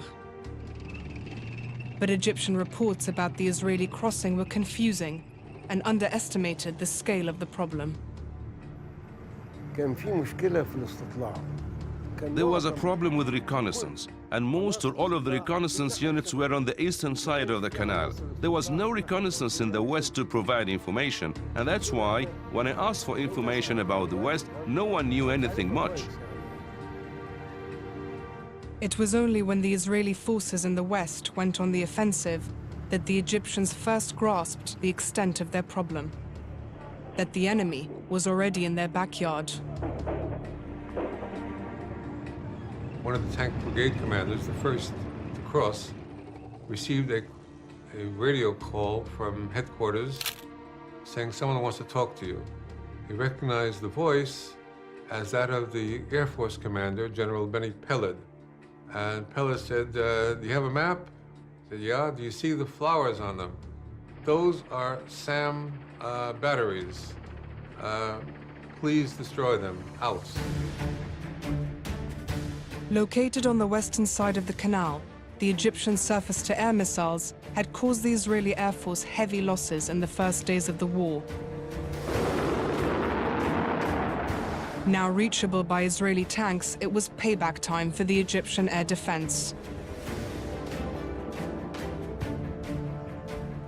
But despite the Israeli success in destroying the SAM batteries, other aspects of stout-hearted men were not going so well. Ariel Sharon received an order not to activate his forces in the west of the canal, because the concern was that if they were unable to establish a real bridge, a pontoon or roller, it would be impossible to establish a logistics route to evacuate casualties, send supplies, send forces, and then they would even consider cancelling the whole operation. The Israelis still hadn't gained control of the road to the crossing point. Foot soldiers would have to be used to flush out the Egyptian infantry and tank hunters from the ditches of the Chinese farm. We were walking in the sands, and a beautiful night in the Sinai where everything was totally quiet, and suddenly we're under heavy fire, attacked by really heavy fire, and the superiority of the Egyptians in numbers and tanks, and we were with light arms. During that long night, the Egyptians inflicted heavy losses on the paratroopers. 41 killed and over 100 wounded. But the action kept Egyptian forces occupied and brought the Israelis the opportunity to tow their pontoons forward to the crossing point. By the night of the 16th of October, having finally realized the scale of the Israeli operation, the Egyptians reacted. The plan was simple. The 25th Armored Brigade would move northwards to meet up with the 21st Division, which would advance southwards. In a pincer move, the two armored units would close the gap and crush the Israeli forces. The plan seemed straightforward, but to General Shezli, it was flawed. He wanted the brigade to cross to the west and make its assault on that side of the canal, which was under Egyptian control. General Ismail ordered that no forces that had already crossed to the east should cross back to the west. This, he said, was a political decision taken by President Sadat himself. Neither Ismail nor Shezli would back down until finally President Sadat was asked to come to the Egyptian main command center, known as Center 10, to arbitrate on this dispute between the top two commanders of his armed forces. I told him, Mr. President, I disagree with General Ismail. As soon as I said so, he blew up in my face. Blew up in my face. He shouted at me and kept saying, don't ever mention withdrawal. Mr. President, this is not a withdrawal. It's maneuvering with forces. No maneuvering with forces and no withdrawal. Not one soldier is to withdraw. I will have you court-martialed if the word withdrawal is ever mentioned again. Sadat's decision was clear. The next day, 17th of October, at 0700 hours, the 25th Armored Brigade moved northwards to carry out his mission. But Chesley was about to be proved right.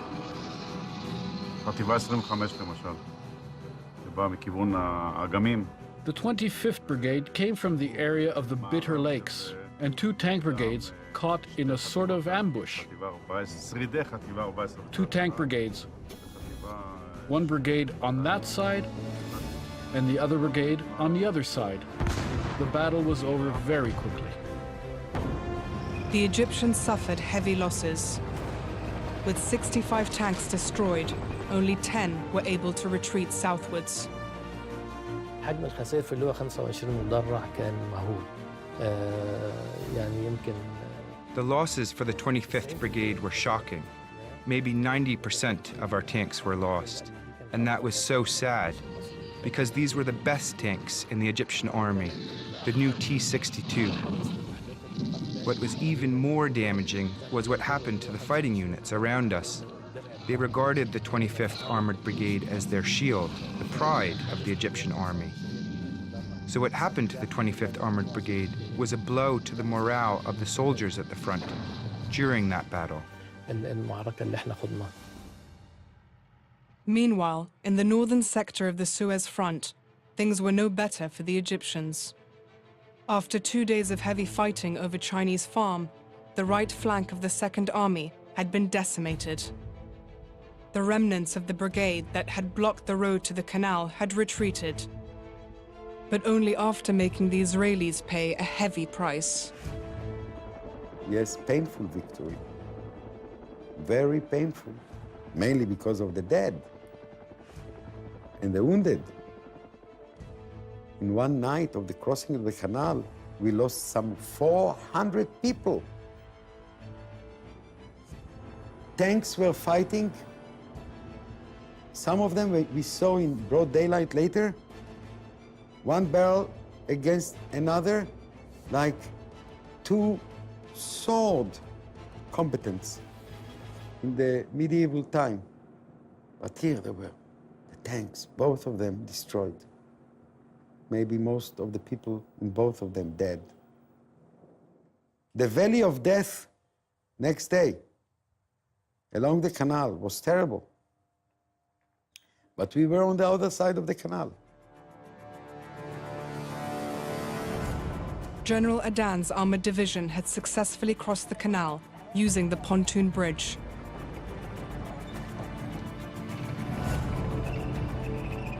Next day, 18th of October, early morning, Adan's tanks are unleashed on the Egyptian rear. Soon they have destroyed more SAM batteries, clearing the skies for the Israeli Air Force.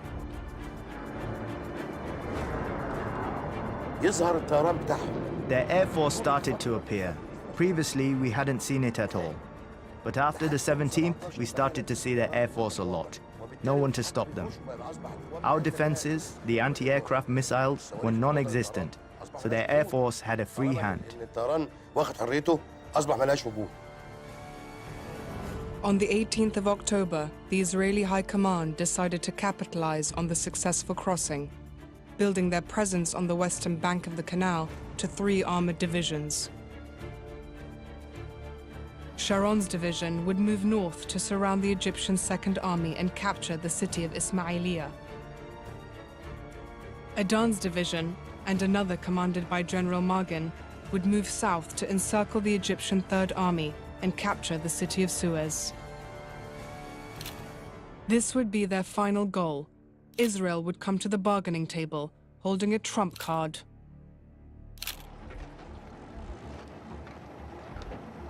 Israel now had two bridges working, a pontoon bridge, a roller bridge. They were now ready to bring an army across to the other side of the canal. For 2 days, and with the bulk of the Egyptian army on the east of the canal, scattered forces in the west fought bravely, trying to hold their ground against 3 Israeli armored divisions. But they were outnumbered and overwhelmed. General Shazli could see that his plan was on the verge of failure. I was at the front. I went back and said the situation was becoming very dangerous. So on the 20th, I said, tonight I have to bring back any armored brigade I can afford from the east. I had 4 armored brigades in the east with no job. I said I have to bring them back tonight. That night, once more, General Ismail had to request Sadat to come to the command center. The president was unmovable. He simply reiterated what he had said 4 days earlier.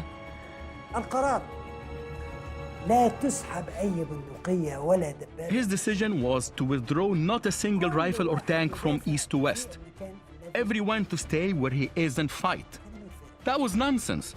There is not a war in the world that works like that. You have forces under pressure and you do nothing to assist them, while others have nothing to do and you don't want to bring them into the battle. الفريق الشاذلي كان من النوع اللي هو لفترة كبيرة كان. For a long time, General Shazli ran the special forces, the paratroops. I mean the kind of forces that do high-risk work.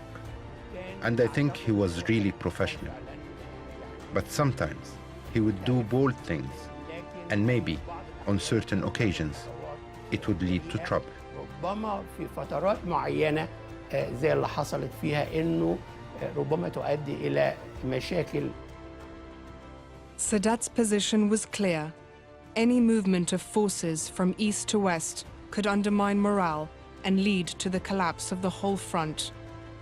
His last bargaining chip would be lost. وأنا سألت الحقيقة ناس كتير من اللي هم. Actually, I asked a lot of people who were there at the time. They said, if we had seen just one soldier retreating, the whole army would have done the same. Shortly after midnight, Sadat left Center 10 and returned to his residency. He summoned the Soviet ambassador and told him that Egypt is ready to accept a ceasefire. This time, though, it was the Israelis who had no interest in a ceasefire. But we can say that Israel had a greater interest in the ceasefire not kicking in right at that moment because it still had work to do, still territory it wants to capture. But in the 3rd week of the war, international attempts to broker a ceasefire in the Middle East would bring the whole world to the verge of a nuclear confrontation.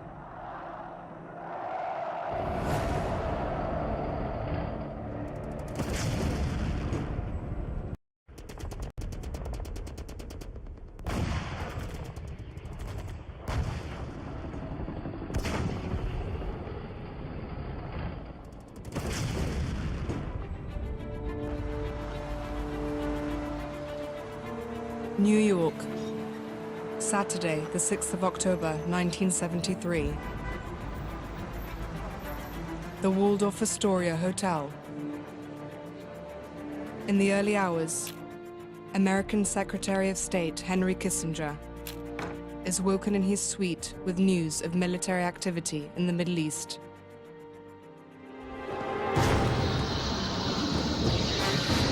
Two hours later, at 2 p.m. Middle Eastern time, Egypt and Syria launched a war against Israel on 2 fronts. After 3 years in power, Egyptian President Anwar Sadat had grown tired of peace initiatives that seemed to be going nowhere. You know, fair mediators had not been successful in solving the problem. And the United States was the main supporter of Israel. So it was clear that if you wanted to solve the problem, you would have to do 2 things. Either go to war or try to convince the Americans to move in the right direction. 2 weeks into the war, and with the opposing forces locked in a stalemate, Henry Kissinger arrived in Moscow. His goal was to agree a UN ceasefire acceptable to Egypt's Soviet allies. The Russians had presented us with a resolution that was unacceptable, so we had to rewrite it, and Henry and I stayed up from midnight on to write it and get it all done, that we presented the next morning. Within 2 days, the draft of UN Security Council Resolution 338 had been accepted by both the Soviets and the Americans. But instead of returning direct to Washington, Kissinger made a stopover in Tel Aviv for a few hours. That afternoon, 22nd of October, he would give his blessing to Israeli plans to violate the ceasefire, even before it had begun.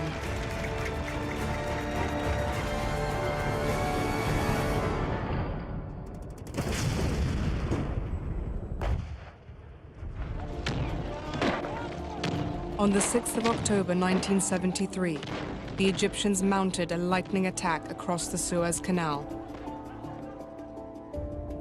Their goal, to liberate the Sinai Peninsula, occupied by Israel 6 years earlier in the Six-Day War. 2 field armies, 100,000 men, had established bridgeheads 10 kilometers deep into Sinai. During the first week of war, the Israelis had lost equipment at an unprecedented rate. 500 tanks and 50 aircraft to an Egyptian army equipped with the latest Soviet weaponry, handheld anti-tank rockets, and sophisticated surface-to-air missiles.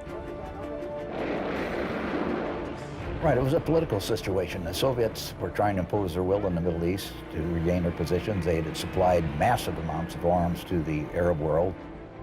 The United States had to respond, and it had to make sure that its weapons were not perceived as being inferior to the Soviet Union. By the 14th of October, a massive American airlift had begun to carry weapons to Israel. The operation was codenamed Nickel Grass.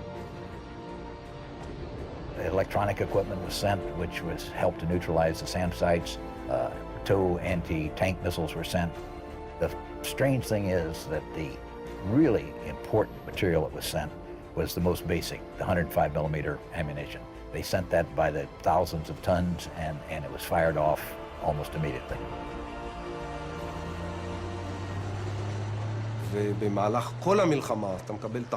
Throughout the whole war, we were receiving ammunition. Crates of ammunition which came straight off the planes and ships. And no one even tries to make it look like it's Israeli. There was US Army on it, so it was clear what role America took in keeping Israel alive. Reinforced with American arms, the Israelis now formed a bold plan to cross the canal at a gap they'd identified between the 2 Egyptian field armies. The plan was called Stout-Hearted Men. During the second week of the war, and after fierce fighting, the Israelis succeeded in crossing to the Egyptian mainland on the west bank of the canal. 3 armored divisions, some 600 tanks, formed an Israeli bridgehead in an area called Dever-Soir.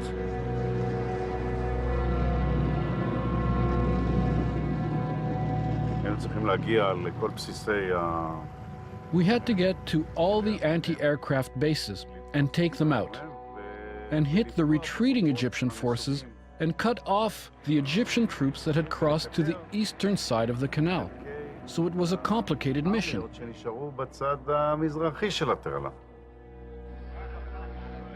The Egyptians, confused and unsure what was going on, began to restrict the release of information about the Israeli presence on the western side of the canal.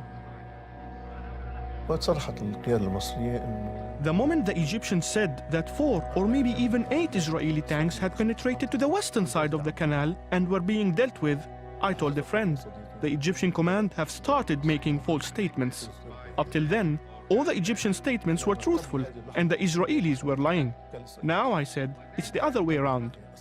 The Egyptians are lying and the Israeli statements are correct. On the other hand, the Israelis were working closely with Western journalists. Egyptian force is just 5 miles further on, boxed in. In purely military terms, it was a brilliantly conceived plan. The Israelis managed to... Gerald Seymour with the Israeli forward troops in Egypt. International correspondents accompanied Minister of Defense Moshe Dayan on visits to Israeli forces west of the canal. President Sadat claimed the Israeli operation in Dev Ez-Zouar was a mere television stunt, an attempt to cover up Israeli failures in the first week of war. In fact, it was a really serious problem. I knew it was not just a media operation. That Israeli breakthrough was a personal blow to me as a commander of the Second Army. Dev Ez-Zouar, the area now coming under Israeli control, was rich agricultural land, totally different from the waste desert of Sinai. Egyptian special forces, working in small groups, used the lush undergrowth to set ambushes for the Israeli troops. Why was I so confident? Because I knew they were up to the job. I had faith in the paratroops and commanders. I had lived with them for a long time. I was the commander of the paratroops for 3 years, and I knew them to be brave fighters, real men, and reliable. Egyptian Chief of Staff General Saad al-Shazli realized the war plan was on the verge of disaster. Anti-tank squads were desperately needed on the western bank of the canal to help stop the Israeli advance. But in ordering them to cross back from Sinai, Shazli was breaking presidential orders. Sadat had set his mind on the fact that since we had taken bridgeheads on the eastern side of the canal, we should never leave the east, whatever happened. He thought, at least now we're on the eastern side of the canal. So he gave orders that not even one rifle should be pulled back from east to west. So how can we stop them? How can we stop them? How can we stop the enemy when we have no troops? And 90% of our troops are on the eastern side of the canal, not fighting and have nothing to do. Anyway, at the end, it was the president and the war minister on one side and Saad Shazli on the other. Whose orders are going to prevail? You figure it out. Shazli, who had masterminded Egypt's initial success, was sidelined. From now on, Sadat and his war minister, General Ahmed Ismail, would take all the decisions.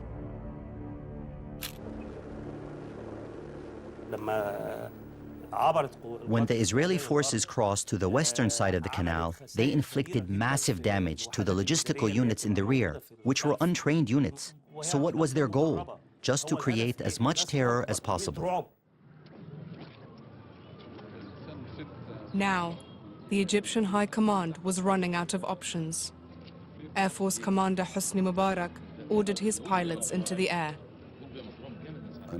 I remember once I was entering the operation room, and I heard General Hosni Mubarak on the radio speaking to our brigade commander, Hassan Fahmi. Hassan saying, "Sir, don't you see what it's like?" Mubarak replied, "Hassan, scramble. They are dangerous enemy targets, but you have to scramble, don't you? If you didn't scramble, what would happen? The Israelis would advance, and everything you've done would be in vain."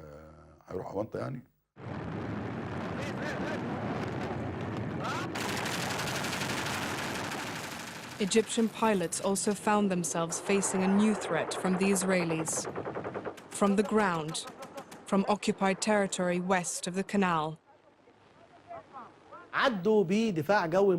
They came across with a mobile air defense system, Hawk missiles. Those missiles brought down many of our aircraft. Me and a colleague, We were attacked by Hawk missiles. It took me by surprise, and I said to myself, oh God, Suez is firing at me, and I'm one of her sons. After more than 2 weeks of war, it seemed all this bloodshed was about to come to an end. On the 22nd of October, the UN Security Council adopted Resolution 338, calling for a ceasefire in the Middle East. Fierce and bloody battles have been going on, entailing casualties and destruction. The situation which has been created in this area seriously menaces the maintenance of international peace.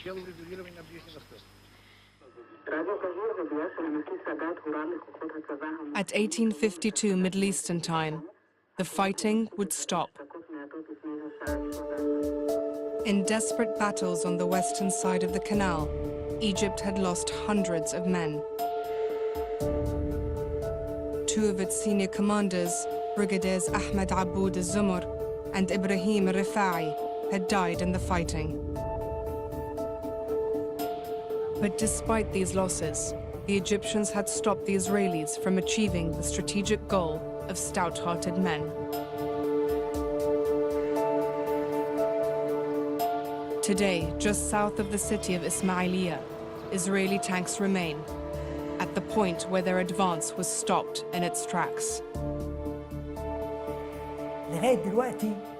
At that point, the Cairo-Suez road had not been cut, and neither the Third nor the Second Army was besieged. But then, who said anything about Israel respecting UN Security Council resolutions? As the hour of the ceasefire approached, American Secretary of State Henry Kissinger arrived in Tel Aviv. The ceasefire he had just orchestrated with the Soviets had come too soon for Israel. They were desperate to fight on to consolidate their position. Kissinger agreed to turn a blind eye. We can say that Israel had a greater interest in the ceasefire not kicking in right at that moment because it still had work to do, still territory it wanted to capture. As morning broke on the 23rd of October, Israeli forces went into action as though no ceasefire existed. Two armored divisions, commanded by Generals Avraham Adan and Kalman Magan, raced southwards, bypassing Egyptian resistance points in a dash towards Suez.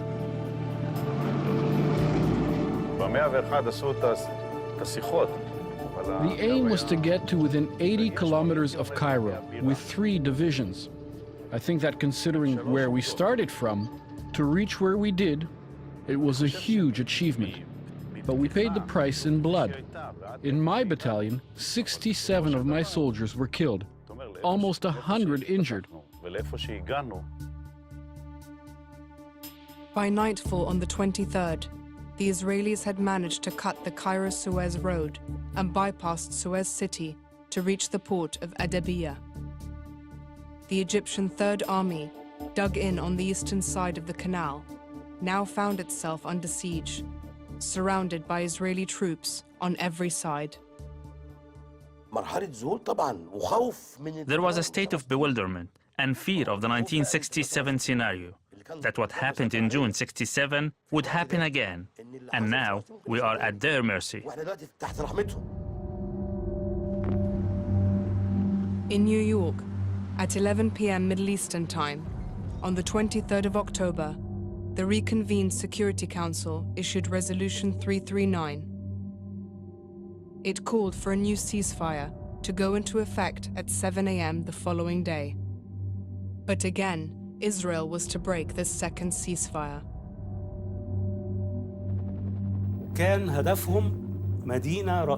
Their main target was a big city, the conquering of a big city, either Ismailiyah or Suez, a city with a big name. They were fighting more of a media battle, but at the same time, they wanted to achieve a big political goal.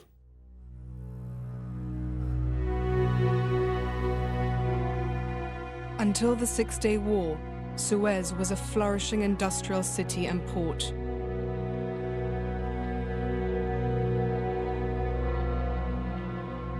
But after 1967, the city found itself on the front line between Egypt and Israeli-occupied Sinai.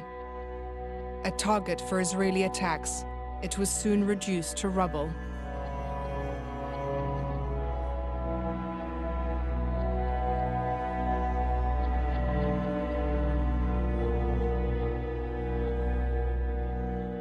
A city of 250,000 people now lay virtually abandoned.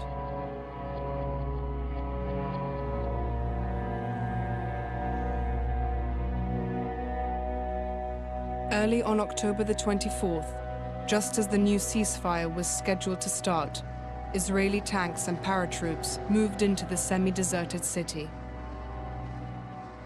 But they soon encountered stiff resistance from a small city militia.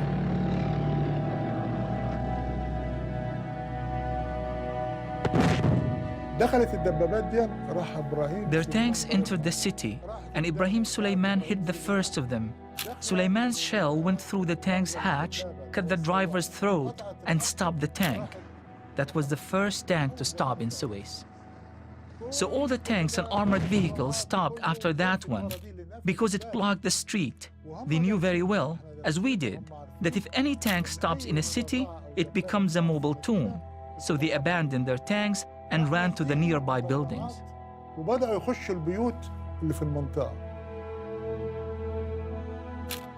The Israelis were driven from the city, losing 80 dead and 120 wounded.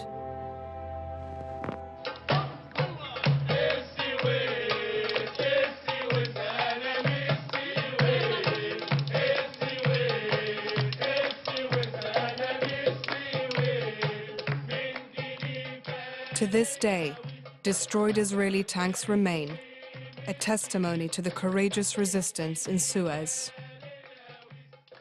Despite this setback, Israel's disregard of the ceasefire was buying it precious territory elsewhere, causing consternation in Moscow.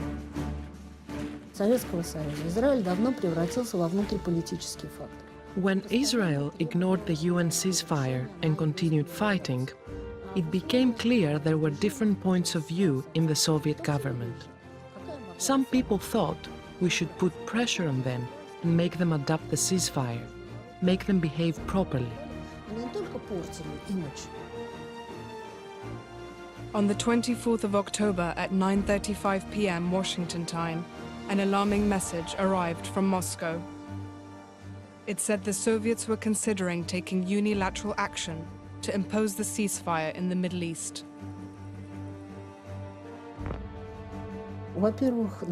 There were some exercises. Several airborne divisions were put on alert, but I don't think there was a military contingent ready to land the next day in the Middle East. It was more likely to be political pressure, not military, although some people, for example our Minister of Defense, were very keen on the idea.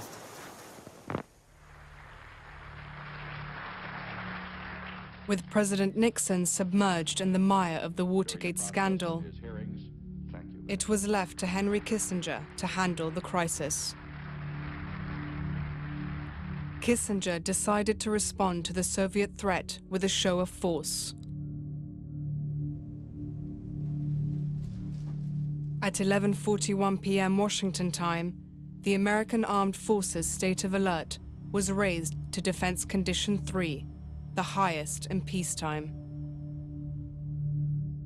Well, the question of the U.S. versus Soviet Union always boils down to mutual annihilation. We could have killed everybody in the Soviet Union, they could have killed everybody in the United States, and the rest of the world would have gone. It was an absolutely insane situation.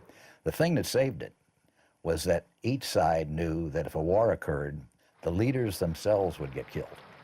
And so when you know that you're going to get killed in a war, not just some poor peasant soldier is going to get killed, you make different decisions about starting a war.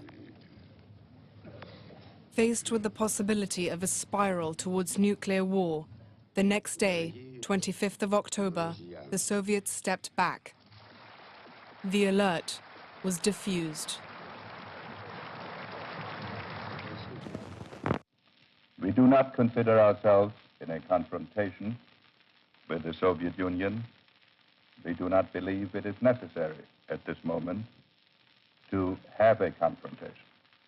In fact, we are prepared to work cooperatively towards the realization of the objective which we have set ourselves.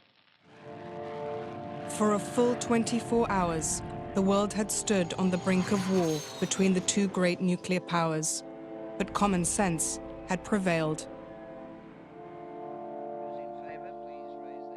On October the 25th, the UN Security Council issued Resolution 340, the third in less than 4 days, to finally impose a ceasefire in the Middle East.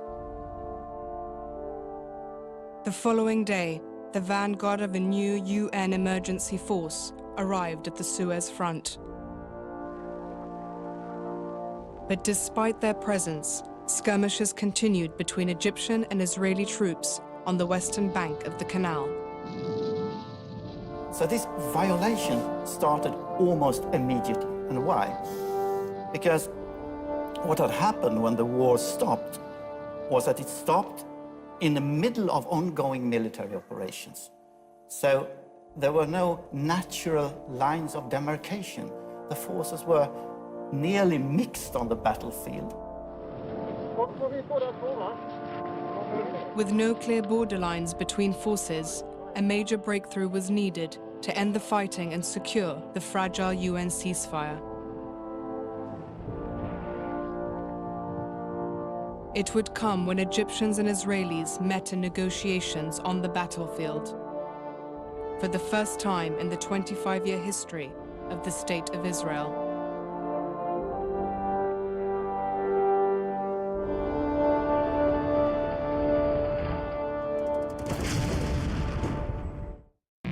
It was probably some of the worst torture that they faced. Prisoners were forced to put on headphones, attached to chairs, left alone for very long periods of time. His passion was composing music, but he had no idea how his songs would be used. They were actually using the music in Guantanamo, obviously to inflict enough pain on prisoners so they would talk. Exposing the relationship between music and violence, Songs of War on Al Jazeera World at this time. Exclusives on Al Jazeera. Despite the dangers of the journey, more than 3,000 people from Qusair are already registered here. They've escaped a city that's at war. Clandestine diggers descend illegally into cemeteries, hoping to find ancient treasures. But once the objects are extracted, history gets lost. The recent fighting shows just how fragile that peace really is, and how much work the UN's diplomats still have ahead of them. In a brand new season of documentaries, Al Jazeera correspondents explore the stories which have marked their lives and careers. Stephanie Scarlin takes us on a personal journey through life, living with multiple sclerosis. I've coped with this disease for so long on my own, 17 years. On a quest for a cure, learning the cause and possible treatments, in pursuit for a better understanding, and never giving up hope. MS and Me, the search for a cure, at this time on Al Jazeera. See the world from every angle and every side. Al Jazeera.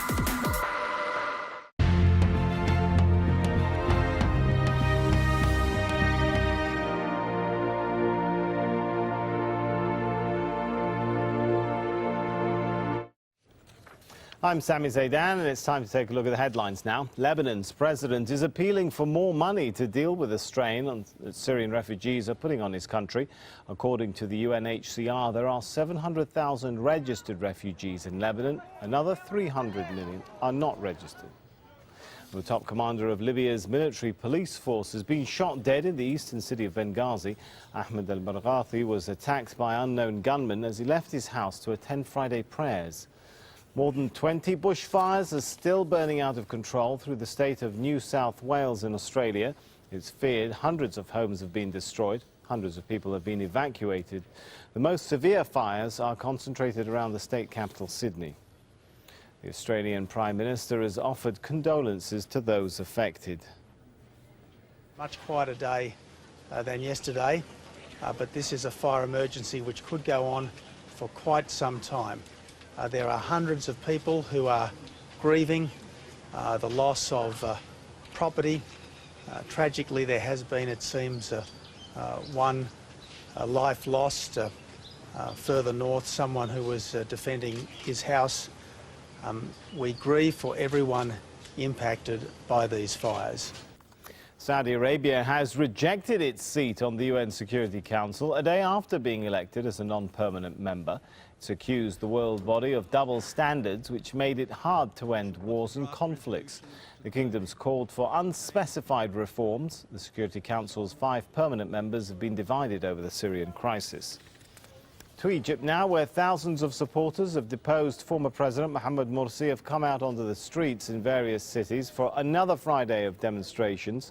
These pictures show protesters in the city of Alexandria holding photos of the deposed president. And these pictures are from Nasser city in Cairo. That's where hundreds have been gathering. In Italy, travellers face delays as a 24-hour strike is underway in protest at austerity measures. The general strike has affected the transport system, schools and hospitals. The government approved spending and tax cuts on Tuesday, all in a bid to try and boost the economy.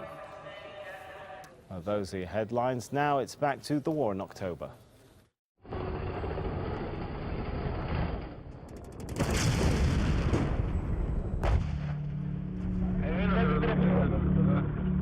On the northern front, on the Golan Heights, the third week of the October War opened with Syrian and Israeli forces locked in a stalemate.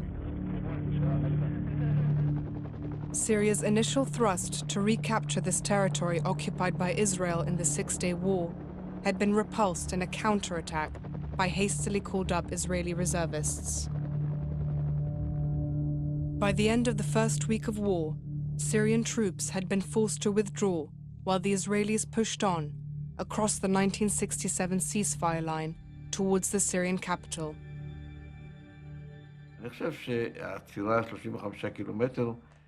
I think that stopping 35 kilometers short of Damascus was smart. You must end a war in a position from which the statesman can start negotiating. So our final position was good.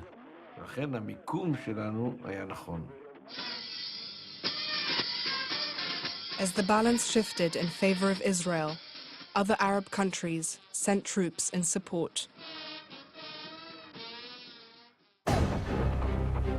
The Syrian front was strengthened by the arrival of expeditionary forces from Iraq, Jordan, Saudi Arabia, and Kuwait. This cocktail of Arab forces would now be used in a counterattack to drive the Israelis back out of the pocket they had occupied in the Syrian mainland. يوم 21/10/1973 On the 21st of October, we heard there was a big attack planned. It was to be carried out by Iraqi and Syrian forces to reclaim territory and get back to the position on the 5th of October. At that stage, we hoped we could restore what had been lost on the Syrian front. هنالك أمل لاستعادة ما فقد من مسرح العمليات السوري. The attack was set for the 23rd of October, but it would never happen. On the 22nd, Egypt's president, Anwar Sadat, unilaterally accepted a UN ceasefire that would take effect that evening. Syrian President Hafez al-Assad now faced the prospect of fighting alone on a single front.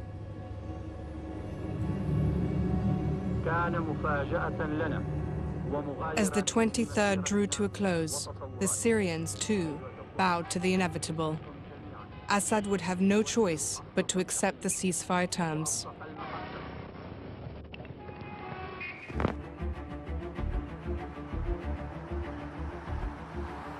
But the Israelis were not done with fighting yet. A key listening post had been captured by Syrian paratroopers on the first day of war.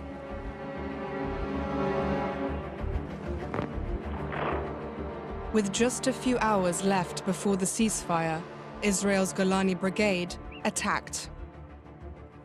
After facing fierce Syrian resistance, they finally secured their prize. But only after suffering heavy losses. 55 dead and 79 wounded.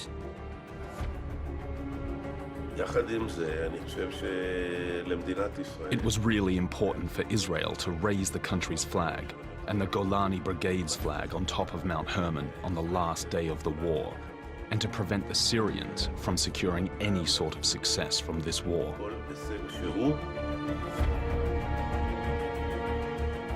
On the Suez Canal front, things were no better for the Egyptians.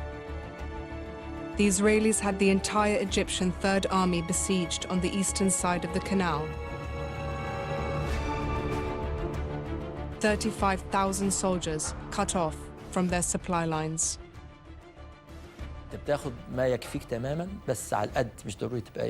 We had with us what was called combat rations, 3 packs of small biscuits and 2 bars of pressed dates.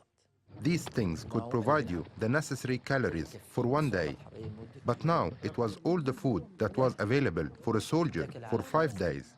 And when that had gone, there was nothing. But the Israelis were also facing a major problem. For the first time in the history of Arab-Israeli conflict, Egypt was holding a large number of prisoners of war, 230 in total. أولاً هو وصول أول أسير إلى مصر كان في رفع معنويات. The arrival of the first prisoners lifted the morale of all our forces. Straight away, Egyptian military intelligence resorted to photographing them and putting those photos in the media to try and boost the morale not only of the armed forces, but also of the Egyptian people. Back in Israel, demonstrators soon took to the streets, accusing Golda Meir's government of not doing enough to bring home the captured soldiers. Golda Meir had some time before offered to have Israeli officers meet their Egyptian counterparts and to discuss what was most important to her, the release of Israeli prisoners, and also talk about letting supplies through to the Third Army. But she insisted on a meeting between the Egyptians and the Israelis, because until then the Egyptians were pretending, or like Israel didn't exist, they wanted no contact with it. So it came as a surprise when the Egyptians accepted just such negotiations. The meeting point was to be a tent, erected at the sign marking 101 kilometers to Cairo, on the Cairo-Suez Road. At 1:30 a.m. on the 28th of October, and for the first time ever, Egyptians and Israelis were about to have direct negotiations. But the negotiations quickly became strained as skirmishes continued in the confusion of the battlefield.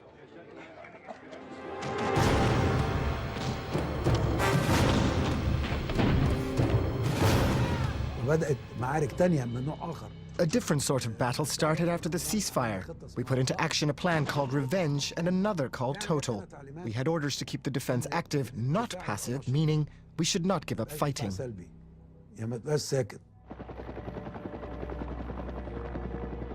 On the 30th of October, Israeli Prime Minister Golda Meir complicated matters still further when she made a morale-boosting visit to Israeli troops on the western side of the canal, on Egyptian soil. Meanwhile, the effects of this war began to be felt globally. Arab oil-producing countries had formulated a plan to use the price of oil to pressure Western supporters of Israel. By mid-October, several of the biggest producers had unilaterally raised prices by nearly 20%. People were worried about it. It drove futures prices up, and people went bananas on wanting to fill up their cars. I think it satisfied a very real and important psychological need amongst the Arabs to have demonstrated that they could take some actions. Now that this regional conflict was beginning to have international ramifications, on the 6th of November, American Secretary of State Henry Kissinger flew into Cairo for his first ever meeting with Anwar Sadat.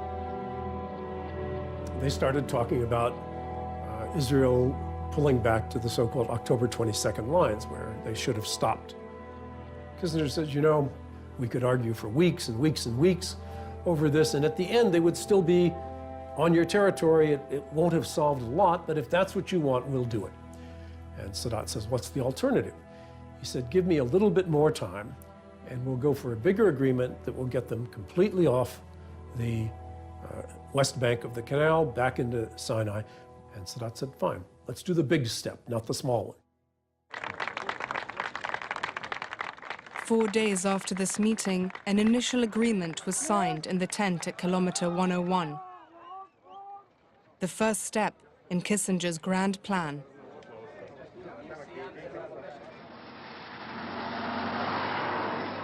The agreement guaranteed the Egyptians daily convoys of non-military supplies to the city of Suez and the besieged Third Army. For Israel, the key point of the agreement was an exchange of prisoners. Israeli prisoners arriving back in Tel Aviv were met by huge crowds. Prime Minister Golda Meir was moved to tears by the occasion.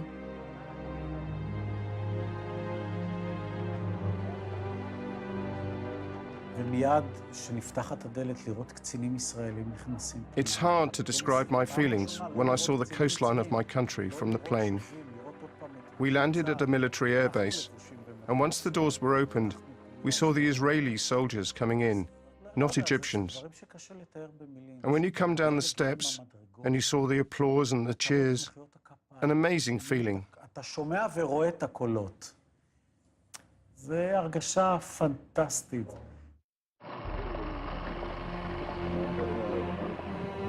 As the new year arrived, Henry Kissinger returned to the region to hammer out the next step in his grand plan for Egyptian-Israeli disengagement. On the 11th of January, he met with Sadat in the southern Egyptian city of Aswan. Next day, in the afternoon, Kissinger left for Tel Aviv to meet up with the Israelis. After a week flying between Aswan, a city famous for its winter sun, and Tel Aviv, experiencing its first ever snowstorm, both sides accepted a disengagement agreement. A new term had entered the lexicon of international politics: shuttle diplomacy. All I hope is that this effort will continue till we reach the peace based on justice in this area. On the 18th of January, General Mohammed al-Ghamasi, Egyptian Chief of Staff, and General David Eliazer, his Israeli counterpart, signed the agreement in the tent at kilometer 101. It was the first in a chain of agreements that would lead to total Israeli withdrawal from Sinai in April 1982.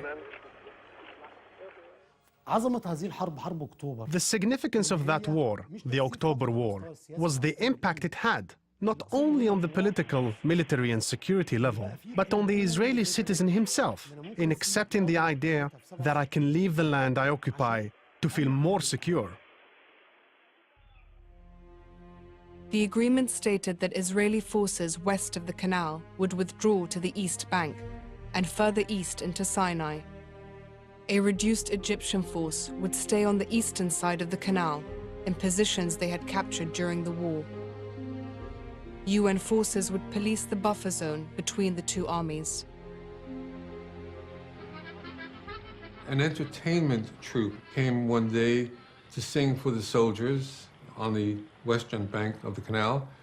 And they included in the repertoire a song left over from the Six-Day War, making fun of the Egyptian soldiers, running away and leaving their boots in the sand.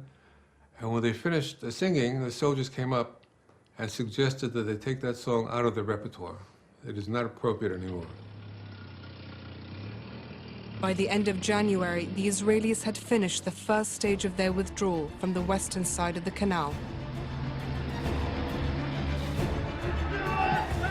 The road to the city of Suez was opened. After almost 100 days, the siege of the Third Army was lifted.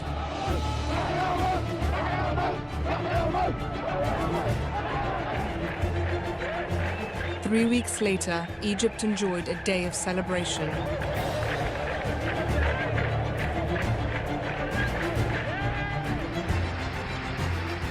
In the Egyptian parliament, Sadat held a ceremony to decorate and promote the heroes of the armed forces. But one name was missing from the roll of honor: General Saad al-Shazli, the man who had formulated the original plan for the war. That doesn't matter at all. Look, I seek no position in real life. I'm seeking the afterlife, Allah willing. But what matters to me is Egypt. My worst fear is that the mistakes of the October War, and there were mistakes, despite the undoubtedly glorious achievements, that our children and grandchildren will make the same mistakes if they don't learn from it. Egypt is what matters to me, not Saad al-Shazli. I will get my reward from Allah, Allah willing.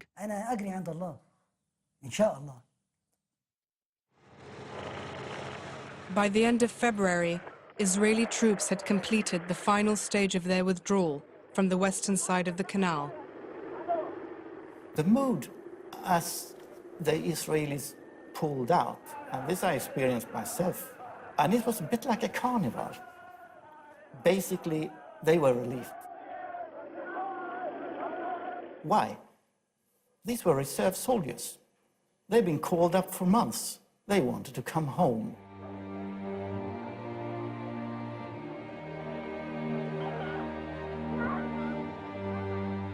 But even as Israel's soldiers celebrated, the mood back home was different.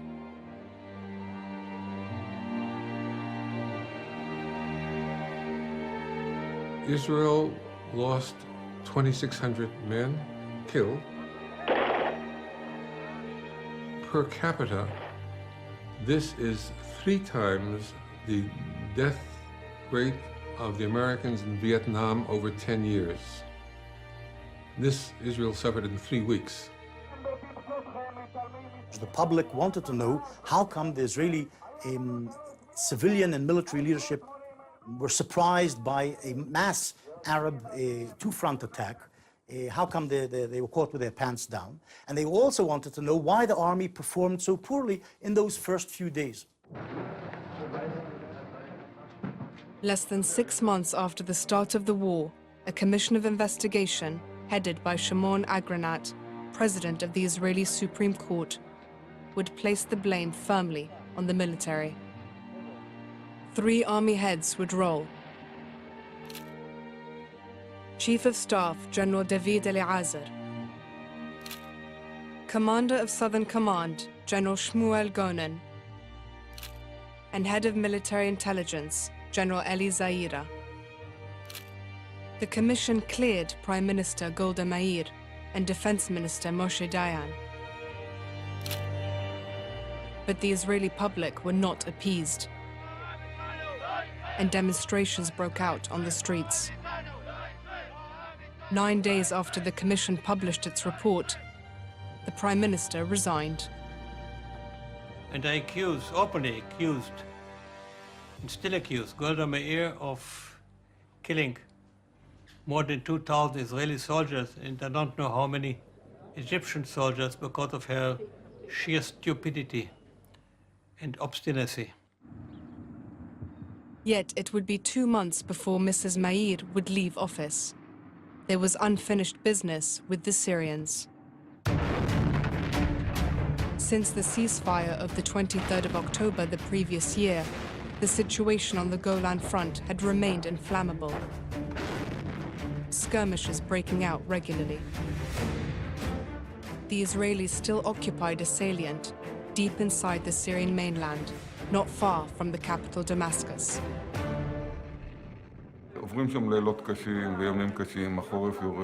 We went through some hard days and nights there. Staying strong emotionally was difficult because of the depression, the uncertainty. The physical conditions also made it difficult to live in the open during the winter. And that winter of 73-74 was very harsh. In May 1974, Kissinger set out on his second round of shuttle diplomacy. This time between Tel Aviv and Damascus. After almost a month of hard talking, he managed to secure a second breakthrough in the region. On the 28th of May, 1974, the government of Israel approved a disengagement agreement with Syria. I never thought you would kiss a woman. This is a day that we hope Syrian mothers, Israeli mothers, Syrian young wives, Israeli young wives, children on both sides of the border can go to sleep at night without terror, of dreams, of who knows. If their dear one is alive today, will he be alive again on the next day? The agreement stated that Israeli forces would withdraw from the pocket they were occupying in Syria. Syrian troops would return to almost the same positions they had started the war from, with the UN-managed buffer zone between the two. Quneitra, the largest city in Golan, would be returned to Syria. On the 5th of June, 1974, the agreement was signed in Geneva by senior military officers of both sides. The war in October was officially over on both fronts after 243 days of fighting. Kissinger persuaded Assad to have a disengagement agreement on the Golan.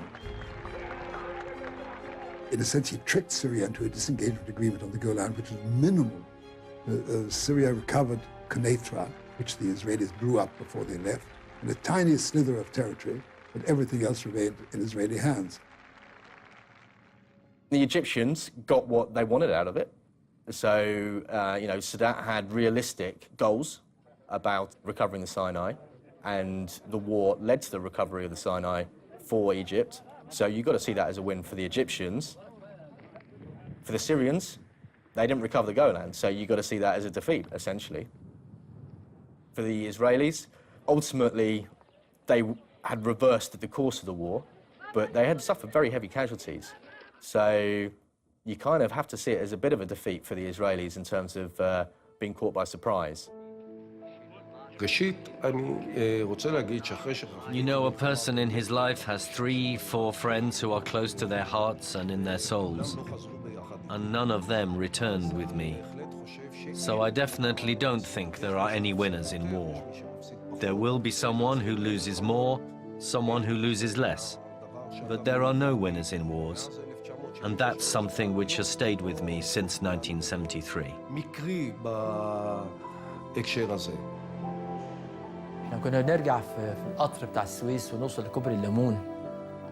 We used the train for our return to Cairo. You knew soldiers who had died during this or that operation. And you know their wives, their mothers. We knew each other's families very well. When I saw them, I hid under the train seat. What can you say to them? Do you get my point? You see their expectant eyes, and they look at you. Sir, sir, where is he? What can you say? The suffering churns you up inside. You feel like exploding. Of course you cry. Commando or not, it's just a human reaction. What can you say to them? His children. What do you say to a wife? who comes with 2 kids waiting for their father.